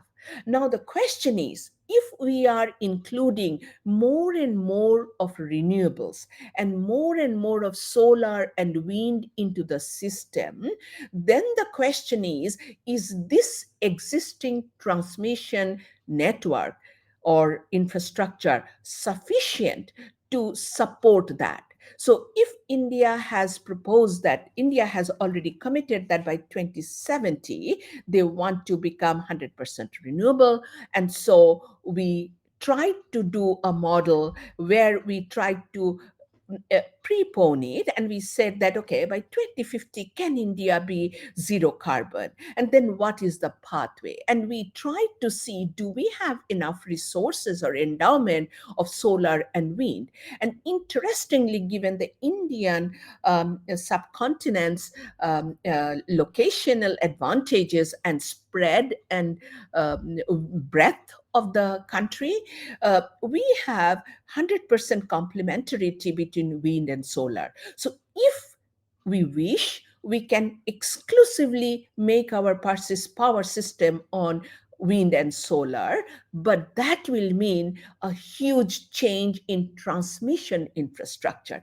That is the most important finding. Unless we did that, we could not know that. And we divided whole country into small pixels of 50 kilometer by 50 kilometer, so that we divided and we tried to see where these can be located and how they need to be connected so that a reliable power system based on solar and wind are possible. And we saw that it's extremely important, and we have published it also. We saw that actually the transmission and distribution network has to change. And we see that even if the demand increases by 5 times, still solar and wind can meet the demand 100% for India. But that would mean we need battery storage, but battery storage is expensive. So if we want to minimize cost, then we see the demand side flexibility. That means how you manage your demand, how you shift your peak from evening peak to maybe you are distributing it throughout the day. So what are the consumer demand management you can do through the smart networks, smart grids? Those are the options we included. And we saw that even at a lower cost, technically this is feasible, economically this is feasible by 2050 to shift to 100% renewable for India with the demand side flexibility, and some battery storage will be there. But we are also trying to see how we can bring in more different diversified say hydropotential and etc., so that the battery storage is minimized, because that is really expensive and that will be material expensive also. So we are trying to do further, and then we are trying to see that what is the at least change in minimum transmission network that has to be planned from today, so that by 2050 we can be zero carbon. So this is extremely important. We have to plan our transmission infrastructure now to make India zero carbon. This is true not only for India, for all the countries. So this will be true for Africa also. This is something which we really need to understand. And of course we need to give all the developmental activities to grow in these regions anyway, for betterment of well-being of the people. We are trying to do now not only at the India level, but also different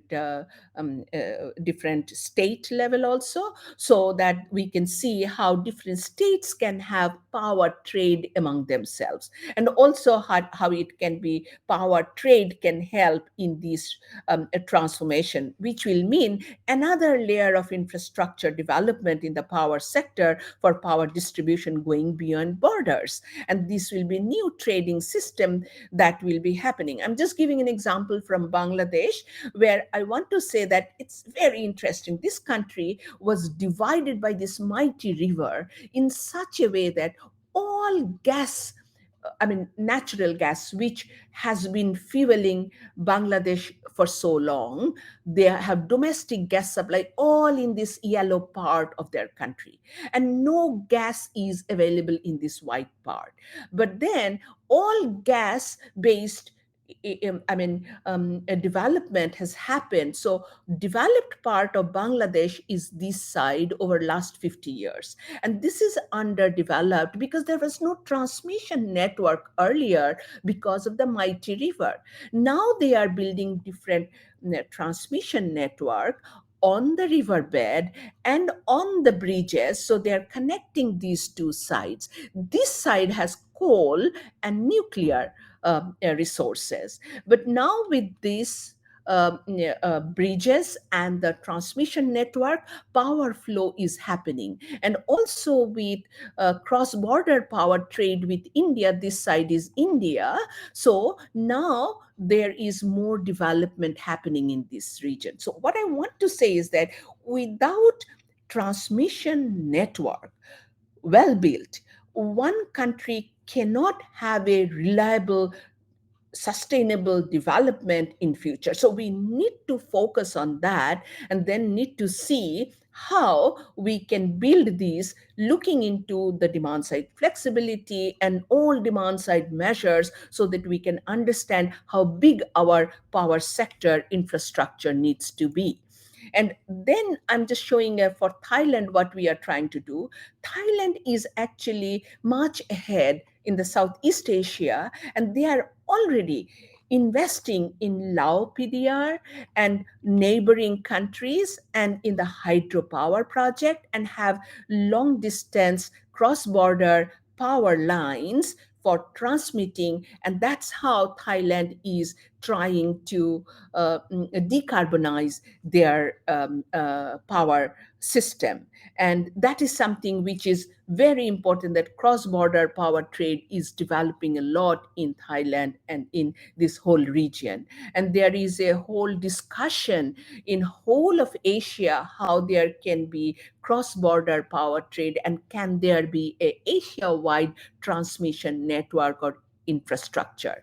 So what we want to say is that in India, Thailand, and Bangladesh, smart grid development is at various stages, but this is extremely important, but this needs to be connected with other development also. And India and Thailand are more on the top-down mission mode. It's long-term planning in collaboration with existing national entities. Bangladesh is more government initiated but private entrepreneur driven. I think we need to respect each country's national context and what works there, and looking into that, we need to make investment through those, so that we can have large service market, scope for demand side and consumer engagement, inclusive digital control, IoTs, AI, and institutional shifts are also needed, so that there is more coordination among the different sectors. And with these words, I will stop here, and thank you for your attention. Great, thank you so much, Joyashree, and it's been indeed, I have learned a lot, and one of the key things I have learned is the fact that we see very clearly that with regards to different geographies, Africa versus South Asia, there are different priorities. So in Africa, there tends to be more attention on addressing basic energy access, but they've gone beyond just addressing basic energy access to now be talking about how to address issues of decarbonization. And in fact, what is now being talked about essentially from your submission is that how do we address infrastructure issues that helps us to address issues of decarbonization. But beyond that, you emphasized a lot the need to focus a lot on electrification. So from that perspective, from an energy perspective, looking at developing countries, why do you think electrification needs prioritization? I'll give an example, right? So, say it was around 15 years back. There was a India-wide discussion with the policymakers, with the scientists, where we were discussing whether the rural cooking fuel needs to be shifted from the biomass based to the natural LPG based, right? So liquefied petroleum gas based. And then so it was decided that how it was under a discussion that if we do that, then what kind of infrastructure investment for gas supply in those rural areas needs to be met, how the cook stoves need to be given, and all those whole things. And there was a huge investment. Of course, it was done very efficiently. In 4 years the whole infrastructure changed, and now LPG is more common in the rural areas because the infrastructure is there, distribution network is there, all actors are there, all training to the women were done.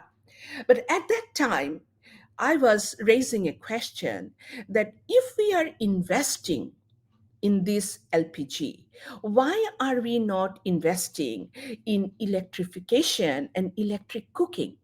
Because electric cooking is more efficient compared to the LPG cooking. So, what we could have done, we could have used the LPG for electricity generation and could have used electricity for cooking. And electricity is also needed in the rural areas, say, for example, cold storage of their farm products and many, many other things, right? So, I feel that electrification, I have been working in different parts of India in the villages for past 30 years. And I have seen that it is extremely important. Unless you give a reliable electricity supply, what will happen is that there will be need for cold storage. There will be need for preserving your vegetables rather than getting it rotten on the ground, right? So you can make the rural economy much better with electric supply, and that electric supply can serve your cooking need, your all different kind of service need, mobility need, service need. Now you have electric scooters which are efficient. So if you have the electricity network better, my experience, and we have written a lot also, that changes the life of the women and life of the villages, and the development can be much, much faster. So I think that is extremely important, that how we build, invest in the right infrastructure so that it stays there for 100 years. Great. Well, I have one more question before we call the next. From an affordability perspective, really, how do you think electrification can help? How will it help when we look at it from the point of view of Uh-huh. So I would say that just imagine how LPG has been made affordable. So there are different policies which actually helped in making LPG affordable in rural areas. I'll give one example from India. That was a nudging, right? So that's something which we wrote in the IPCC report also this time. So what happened was the urban LPG distribution was very much subsidized. So there was a call from the Prime Minister, that would urban households give up their subsidy on LPG, it will not take away much of their income, not even 0.0000% from their income, but then it will help in investing in rural LPG network building. And urban people actually over 2-3 years gave up their subsidy, the enjoyment of subsidy. And with that money, so you are redirecting your finance from supporting the rich to supporting the poor. So for electricity, there is huge rebate on the urban households. They enjoy the subsidized electricity. This subsidy can be taken away from the urban areas and can be given to the rural areas. But then you need dialogue, you need to implement these. And we have seen it has happened in the past and it was possible. So I'm sure this can also happen. So we need to be considerate and need to be discussing the social implication of the different policies. So I'm very hopeful that there are multiple examples. We need to bring these examples on the table to show that these are possible and this can happen in developing countries also. Great. Much for your perspective, particularly looking at the experience of South Asia. Thank you so much. I think now I'll be calling on the next and the final speaker, Professor Ramaswami, who is from Princeton University, and she will be talking about inequality and equity in energy use in cities in the US. She'll be unpacking income and race effects. So, Anu, you're welcome. Wonderful. Thank you. Can you hear me? Sure. Okay. Could you see my screen? Yes. Wonderful. Thank you so much. And I apologize. I came out of a class and just missed. I came in just at 10 minutes before 10.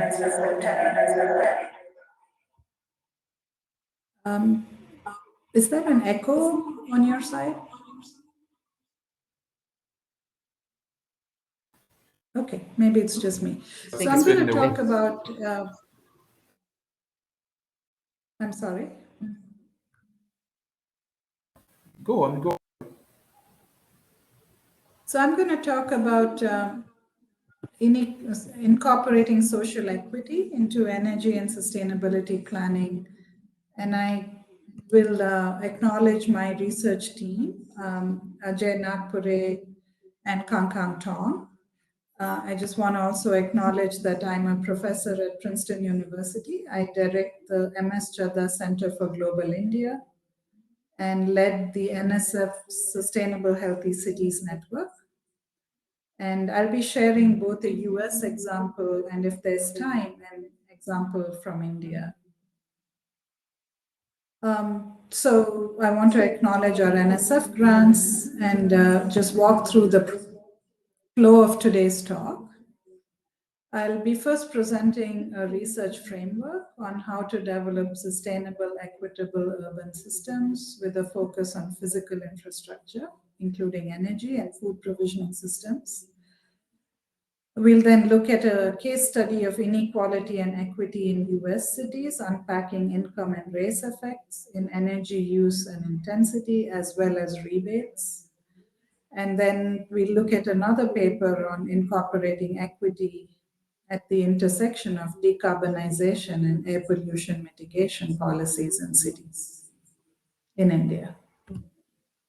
So moving to the framework, so my lab, which is called the Urban Nexus Lab, explores 7 key provisioning systems. These include energy supply of electricity and fuels, construction materials, mobility and connectivity, transportation, food supply, water, sanitation and waste, and public spaces, how they interact with key provisioning systems like education, healthcare, emergency services, government, but recognizing that cities are embedded in larger social and natural systems. We call this social, ecological, infrastructural urban systems.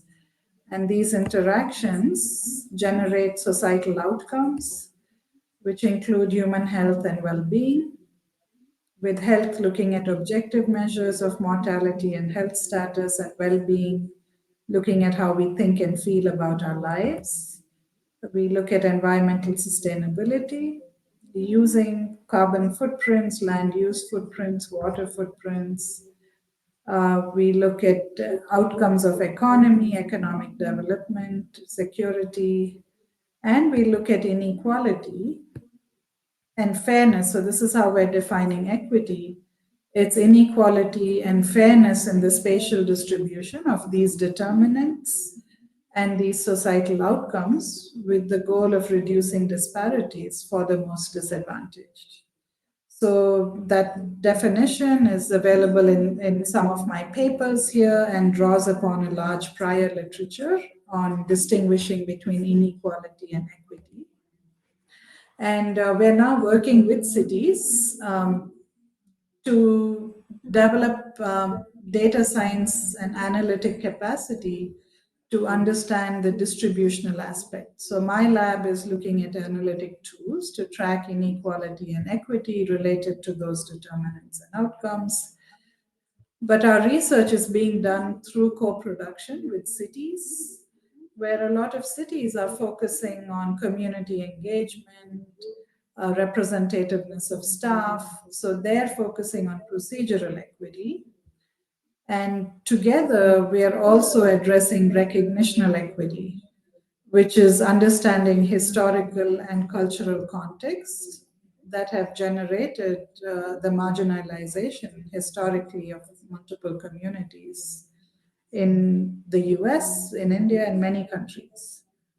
And the hope is that together we'll co-produce some sort of a monitoring and evaluation plan for equity that links city policies to baseline data and enables them to track metrics of future change. So the first paper I'm going to share was done in collaboration with 2 cities and utilities, and they have since taken up our metrics into their own planning. And we empirically analyzed urban energy use in 2 US cities. One is St. Paul, Minnesota, where we were, through a non-disclosure agreement, provided electricity and natural gas use data across 3,600 census blocks. We also were able to get the number of people participating in energy efficiency rebates by census block. And we were able to calculate the energy use intensity by understanding tax parcel data on the floor area. So this is very fine scale data. And in Tallahassee, we were able to get individual customers' data anonymized, covering all 90,000 customers in the city. And we were similarly able to calculate the energy use intensity, which we used as a proxy of how efficient the stop was.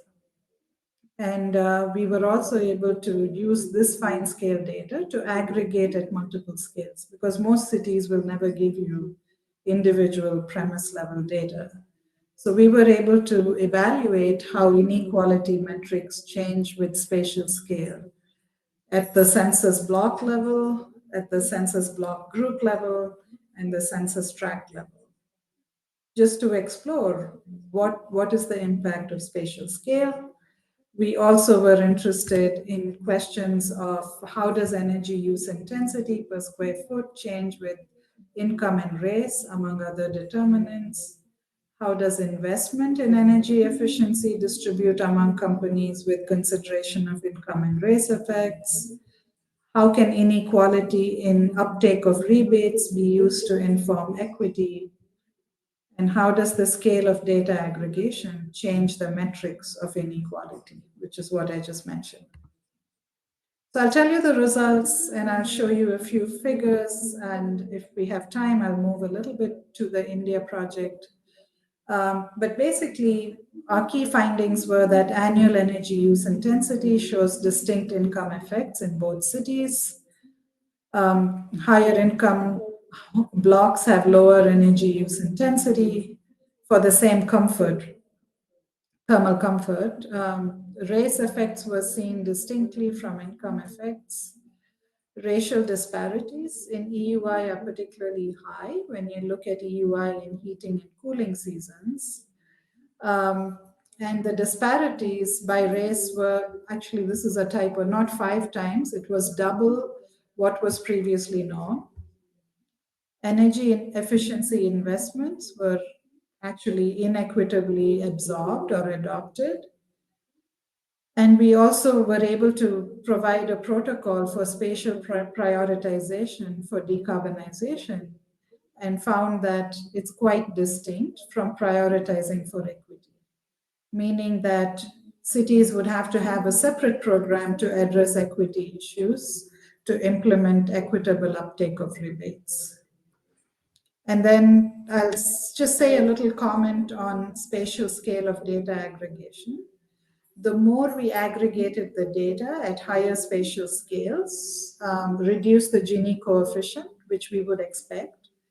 But we found really unusual results for disparity ratios. So if you look at, I'll show you the disparity ratio by race, for example, white and non-white block group. Scale effect is variable, and it depends on segregation patterns within cities. So let me walk through these a little bit. So again, this is available at PNAS. It came out in 2021. And what we did was we looked at 233 block groups in St. Paul, and we stratified them into quintiles. The red is the lowest, 20% by median household income. The next is 20 to 40 percentile, 40 to 60. And you can see the blue is the top 20% census block groups with the highest income. And it separates almost like a chromatogram or a layer cake. But you can see here that there is the wealthiest block groups have a very low racial minority. So the percentage of non-whites is less than 50%. And so this is what we mean by wealth and income relationship. So the most wealthy census block groups are predominantly white. And then you can see what is happening, that the lowest income groups, some of them tend to be almost predominantly non-white. So what we did then is we computed, we took the data within each quintile, and often in questions of equity, the question that often comes up is there an actual race effect? Isn't it only all about income? We get asked this, cities get asked this all the time. So they were curious to understand through a data-driven approach, is there a race effect even when you look within these income groups? And what we showed here was exactly that. You can see here that the energy use intensity shows a distinct correlation with the percentage non-white population, that the racial structure has a significant impact on EUI across all income strata except the highest one. The highest one was not very diverse to begin with. So this shows you that there is an income effect, and it's distinct, that a race effect is found even when you control for income. And cities were interested in understanding what are the causes. Is this the historical investment in energy efficiency upgrades? We also calculated EUI disparities. I won't go through the detail, but before our study used fine scale data, the best estimate of racial disparity in the US was like 1.15 or 1.2. And we found that the temperature sensitive energy use during heating and cooling seasons showed much higher disparity, almost double. And even the other disparities here were 1.46, much higher than the 1.2 that people had obtained from national data. So then we looked at the rebates. We looked at how well are people taking up rebates. Again, I won't use up a lot of time, but if you looked at a quadrant, we created quadrants where we have electricity plus gas, energy use intensity on the x-axis. We have floor area on the y-axis. And if you look at these quadrants for St. Paul, this quadrant, high EUI and high floor area, is where you have most energy use. And you would like to have high uptake of rebates over here, which is what is happening. You see the red dots are predominantly here. So St. Paul is doing a good job of providing rebates for decarbonization. But if you look at the quadrant analysis for addressing energy burden or for addressing energy use inequality in low-income racial minority neighborhoods, you see something like this. For example, here you want to focus on neighborhoods with high energy bills and low income, and you see they have very low uptake of rebates. So this is this kind of data that cities are now using, the metrics they're using to see how much their rebates are actually helping the neighborhoods or the census block groups that have been the most disadvantaged and face the most energy burden. And then the third thing we said is if you were prioritizing for carbon mitigation, you would prioritize these block groups, high floor area, high EUI. But if you're prioritizing to reduce energy burden or to address low-income racial minority neighborhoods, you can see these are almost the mirror, they're almost the complement of this. These neighborhoods and these neighborhoods have very little overlap. So the implication here is that if you want to plan for equity, it doesn't easily coincide with prioritization for decarbonization. And so you need separate intentional programs to address equity. So I'm very happy to say that at least the two cities have taken up these metrics, and this has become of interest to other utilities. And I'll just briefly talk about this project and then open up for questions.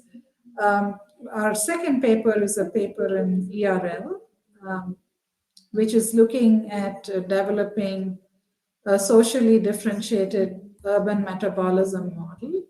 So it's a differentiated urban metabolism model to look at equity at the intersection of carbon mitigation and air pollution mitigation policies. And we looked at infrastructure transitions in 3 Indian cities. I'll walk through it really quickly.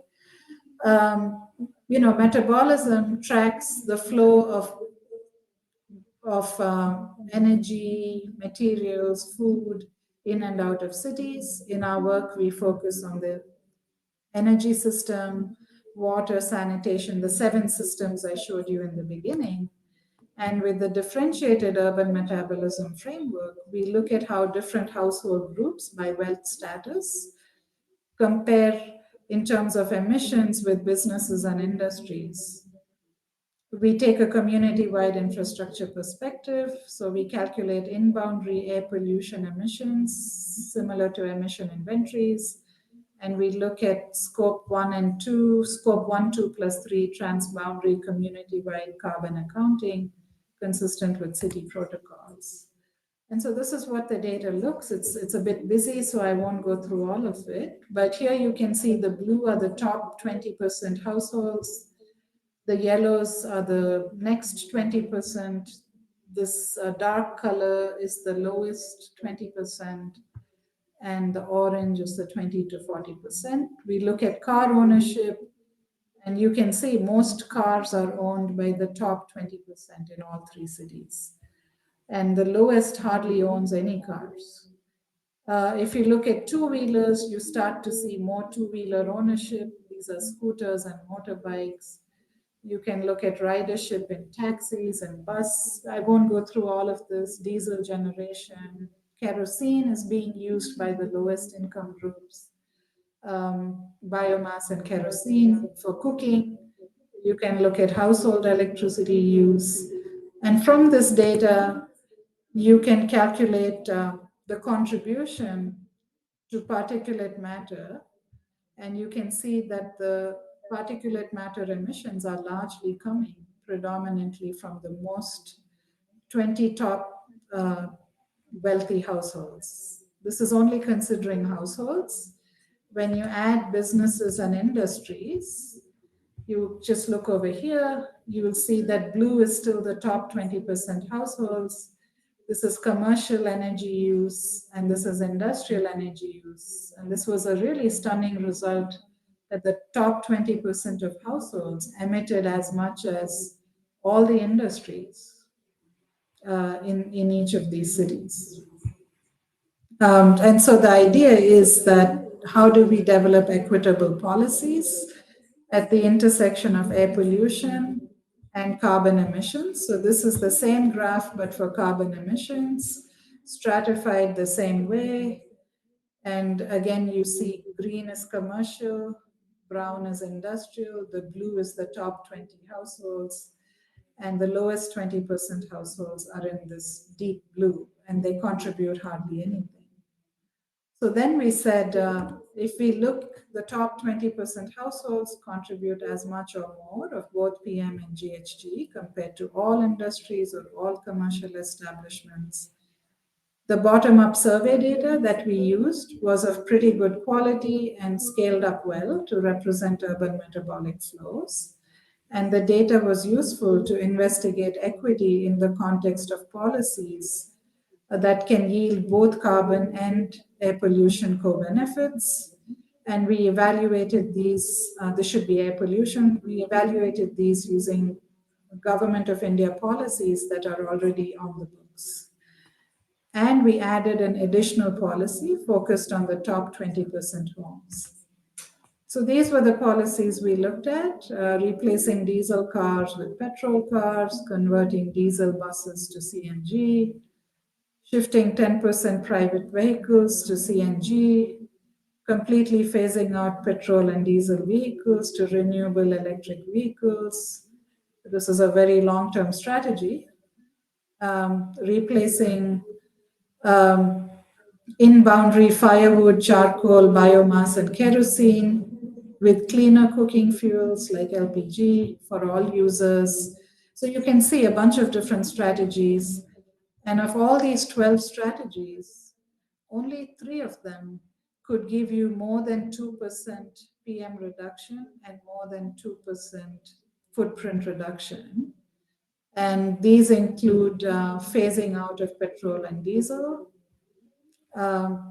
having 10% efficiency improvements among the 20% wealthiest households, and replacing kerosene and biomass for all users within the city, which has a big benefit to air pollution.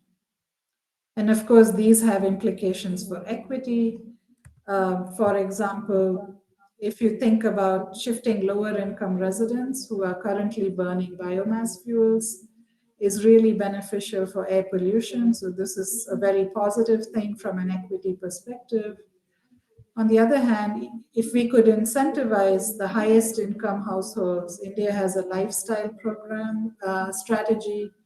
If we could measurably influence the highest 10% households to reduce their consumption, that can be as beneficial as large-scale transportation electrification. This is a huge conclusion. And the design of policy instruments is also important because we could think about something like a consumption tax versus a subsidy for purchasing electric cars, given that it's only the wealthiest group that really owns cars, that most lower income groups actually use two-wheelers. And so these are the sorts of discussions that can be made quantitatively for each city based on each city's individual data using the differentiated urban metabolism framework. Thank you.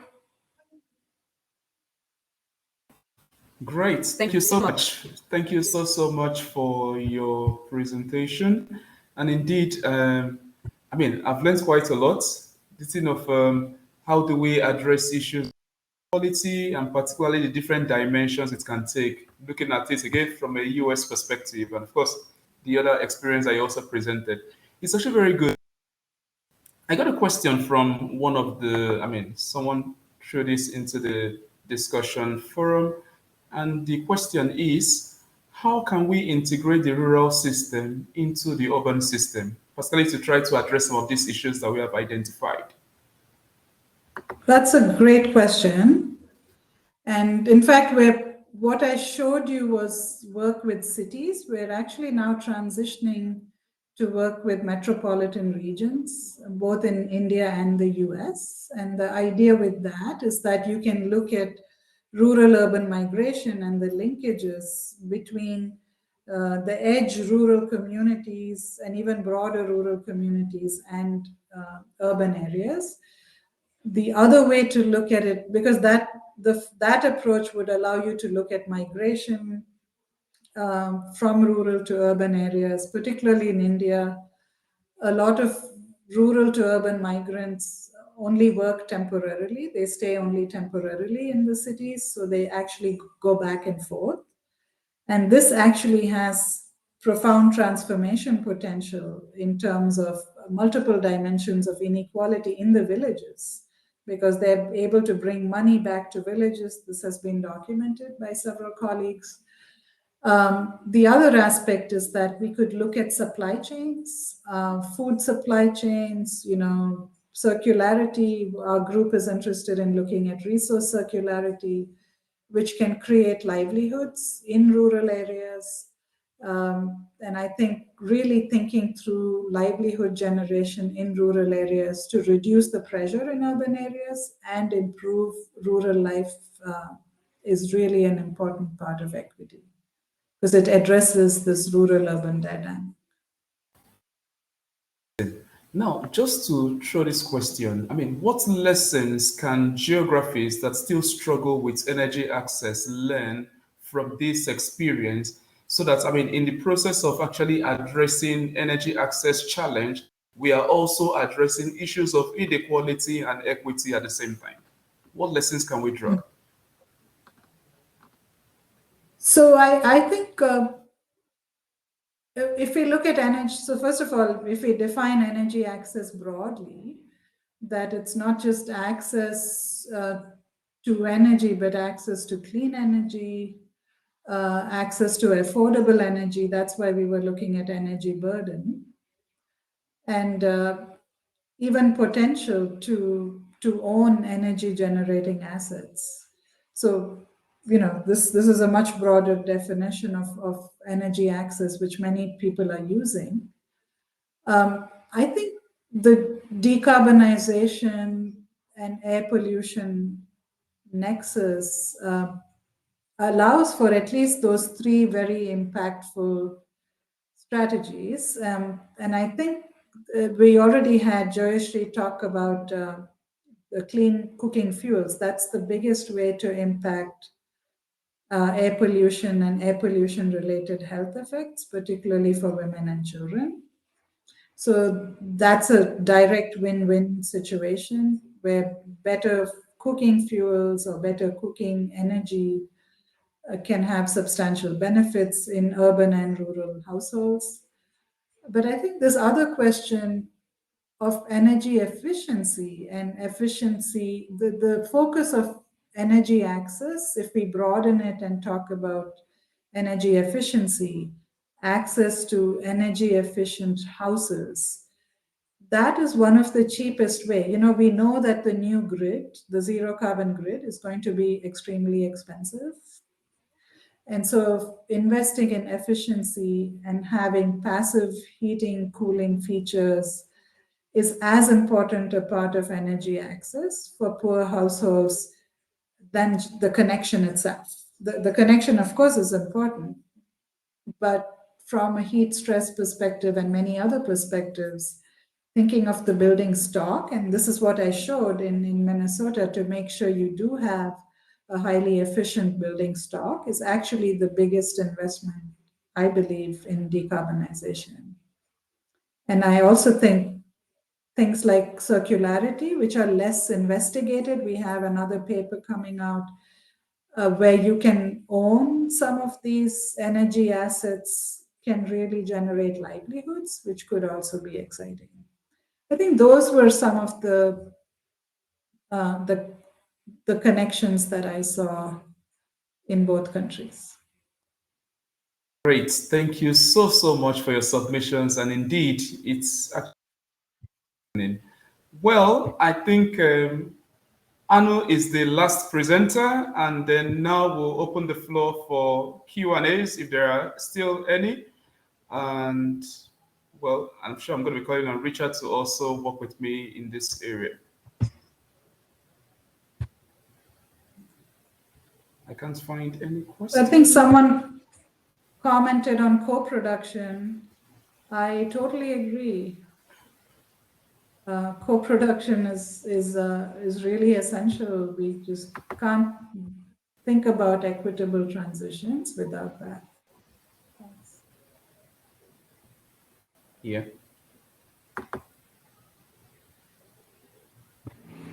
Interesting. So I'm looking. There are more for now. No more questions.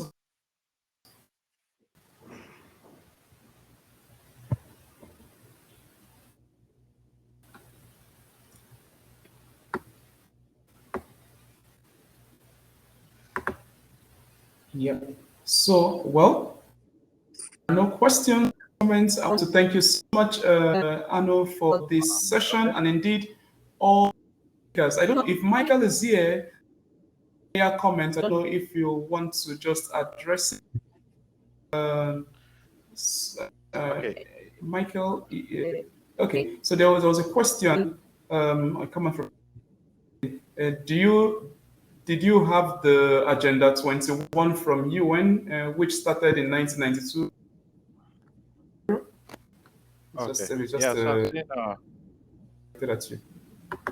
I've seen a couple of questions during my session.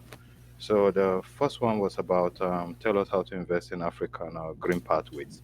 So I think that is a question that we first of all need to address by answering what do we mean by Africa green pathways. So if we're defining Africa's green pathway as just emission reduction, then I'll say that the foundation of the question is already faulty.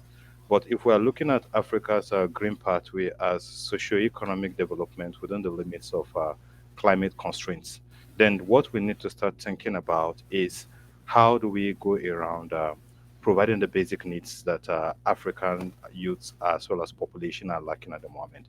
So what am I saying is just like a problem of Maslow's hierarchy of need, where you start with your physiological needs before you can think about building on things around community as well as things around other aspirational goals like our self self-understanding. So for Africa, it is starting with the foundation of basic energy access, right? And then when we have been able to address that, we now go through the process of talking about things around reliability of that access and regional cooperation. So in essence, what I'm saying is that development enables emission reduction. So if we want to think about Africa's green pathway, where we are going to start the conversation from is how do we ensure that the basic needs in which these regions are lacking today, they have it. And when we look at it globally, you can see something like electric vehicles. Who are those that are buying electric vehicles? I don't think it's poor people, given the cost of the technology today. So it means you need to raise people income for them to be able to decarbonize. But again, there are still innovative ways in which we can think about this within the African context. So if we take like electric vehicles, as I said, for instance, you look at a country like Kenya, where we have a generation that is more than the demand, and that's part of the reasons the utilities are not having are not financially buoyant in those regions. We can actually deploy electric vehicles in the form of two-wheelers to stimulate the demand, and then the energy that is meant to be curtailed because of the limited transmission that can be used for charging those EVs. That's the two-wheelers. We also have systems whereby I have a colleague who have worked on this in this area, where we did a case study of this for a village. I can share that paper later on, but because of our time, I won't go into detail of that. Then I also have someone who was talking about. Oh, by the way, it is Agenda 2063. I saw a question they're asking if it is 2062. It's 2063, the African Exactly. agenda. Yeah. Then someone asked something about. They said how to integrate our Africa's lived experiences, into the kind of analysis that we are doing, because it seems that in academia, everything is based on where did you get this reference from and so on, which I want to say I understand the person's concern. In academia, we are so fixated on formal references, has it been peer reviewed and so on. But I think every problem is an opportunity. Also write a paper about lived experiences, and then that should be the basis for citation as well, and that also makes it academic. Another thing I want to point out is that some of the lived experiences, right, from the perspective of modeling, it is not actually easy to mathematize some of those things. And that is why it becomes quite difficult, to integrate these into modeling. And then you don't get it in the formal literature that we cite. So also recognizing that is very, very important. And then broadly speaking, in Africa's energy transition agenda, we need to realize that there will definitely be trade-offs, right? And so when we're thinking about solution, this is just cycling back to the first person asking me about pathways. We need to look at what solutions minimizes the trade-offs and then maximizes the synergies, right? But if we start from this understanding of it is 100% green, we fail it because at that point we don't have that concept that there might be some trade-offs, right? So what we need to think about is acknowledging that these trade-offs are there, but how do we try to minimize them? And in some cases, we cannot actually minimize them. So in those cases, we can allow it to be, and then think about more innovatively how to apply the new technologies that we have today in Africa. If you take something like hydrogen deployment, Africa is really doing great today. We have a lot of countries that are producing hydrogen today in Africa and even exporting to Europe. If we look at Africa's energy system, is the greenest energy system in terms of percentage contribution from renewables in the world. About 40% of Africa's electricity generation is coming from our renewables. That's the highest in the world. It is more than the world average, more than the OECD average. Then when we look at into the future, considering IEA's projection, by 2050, Africa's contribution to global carbon emission, including zero fossil fuel in the mix, is still just 4%. So sometimes we should stop disturbing ourselves so much, or we should stop raising so much of alarm when there is really no need for us to be raising so much of alarm. Rather, let us focus on what is the priority of the continent and address that holistically. As I said in my talk, too much of fixation on timelines and so on does not allow us to do a good job, right? If we see like the case of UN 2030 agenda of SDGs, because we are just interested in counting the numbers, oh, we must get to 100% electricity access by 2030. So once you have a connection, it is counted as access. But having a connection without having adequate supply of electricity, what's the use of that? So you see that sometimes it's like we are shooting ourselves on the feet. So having this sort of understanding, recognizing that there are trade-offs, recognizing that we are not so tied to global timelines, recognizing that Africa's emissions today and tomorrow is not going to be what that we destroy our climate goals to say. So having those things in mind will enable us to think about better ways to go about thinking of Africa's green development pathway and what green actually means for Africa. What green means for Africa is different from what green means for the United States. It's different from what green means for India today. When we get to that level, we'll sort that problem. Thank you. Indeed, thank you very, very. And I don't know if Vanessa, if you don't know if you have regarding community energy as a way to wrap. Thank you. Thank you for giving me the last word. I think I want to go with what Anu was saying in her presentation, that basically understanding inequalities is so central to the provision of infrastructure for the future and so central to sustainability as well. And indeed, co-production may be the way forward.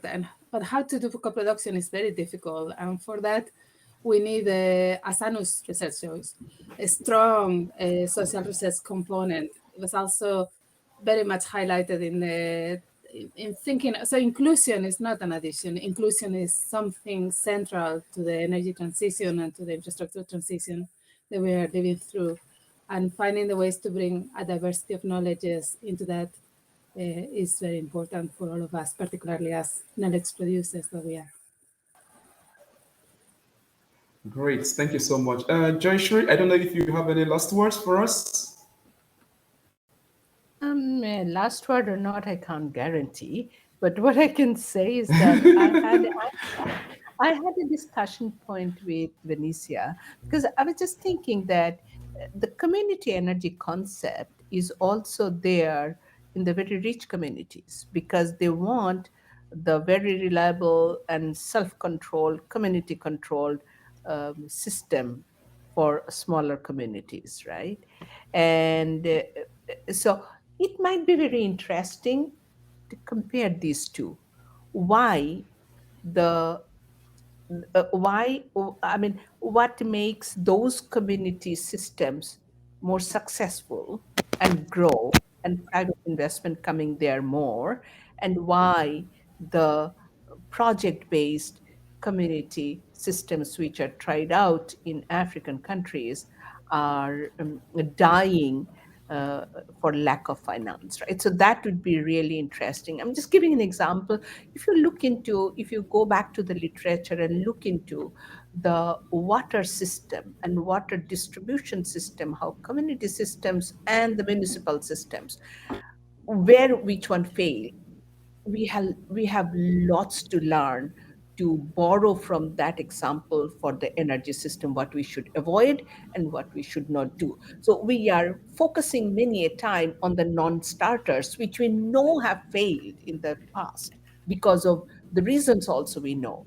But still, multilateral funding agencies focus on that, given their same template of investment. I think for the academicians, it's extremely important that we do that research and say which are the non-starters we should not be allowing for investment, and what are the big things that really brings the development, the community development, human well-being, and the emission reduction together. And these are possible. So we really, really need to focus on that. Just a question to Great. Joyashree. Thank you so. Yeah. Okay. Right on. I wanted to ask a question to Joyashree. In your presentation, can you hear me? Yes. Okay, perfect. Yeah. So in your presentation, we talked about Yes. dealing with these issues concurrently. But without finance, we really cannot do anything. And if you look at like within the last 13, I think the last 14 years, the COP, we have been having this promise of $100 billion annually to developing countries, and really we have not gotten that yet. If you look at some regions in Africa, take a country like Nigeria, the main source of revenue is a fossil fuel.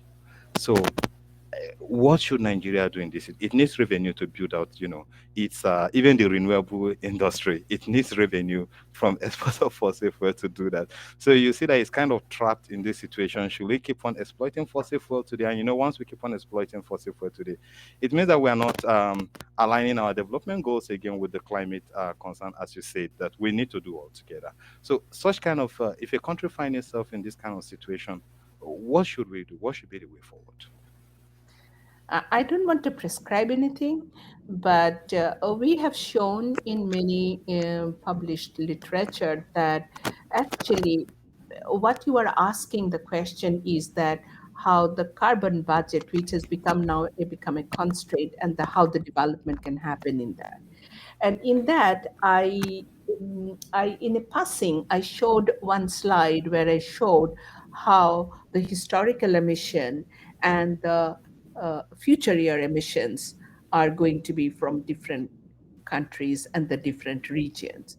So it is important that that that time scale of 100 years back and 100 years forward needs to happen on the same table.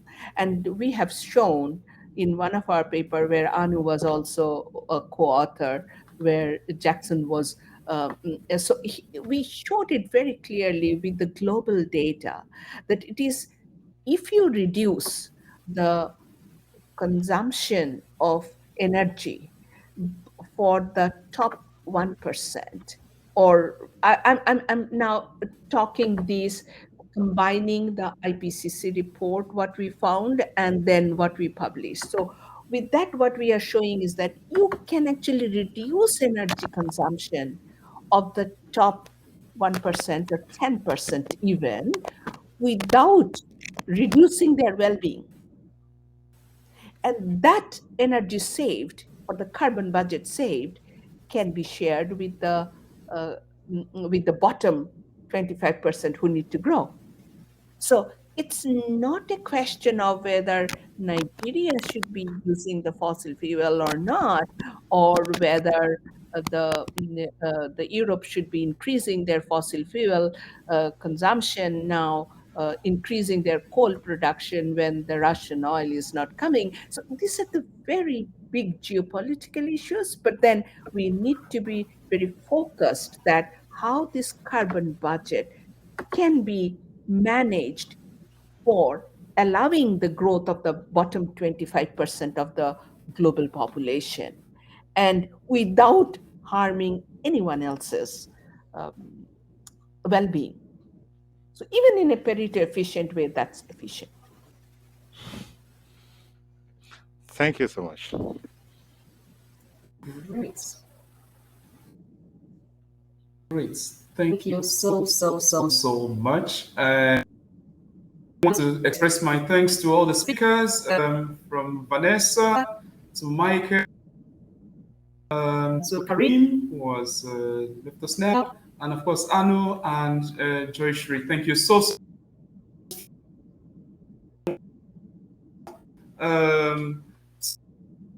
Colleagues from the Lauren and Richard, thank you so much.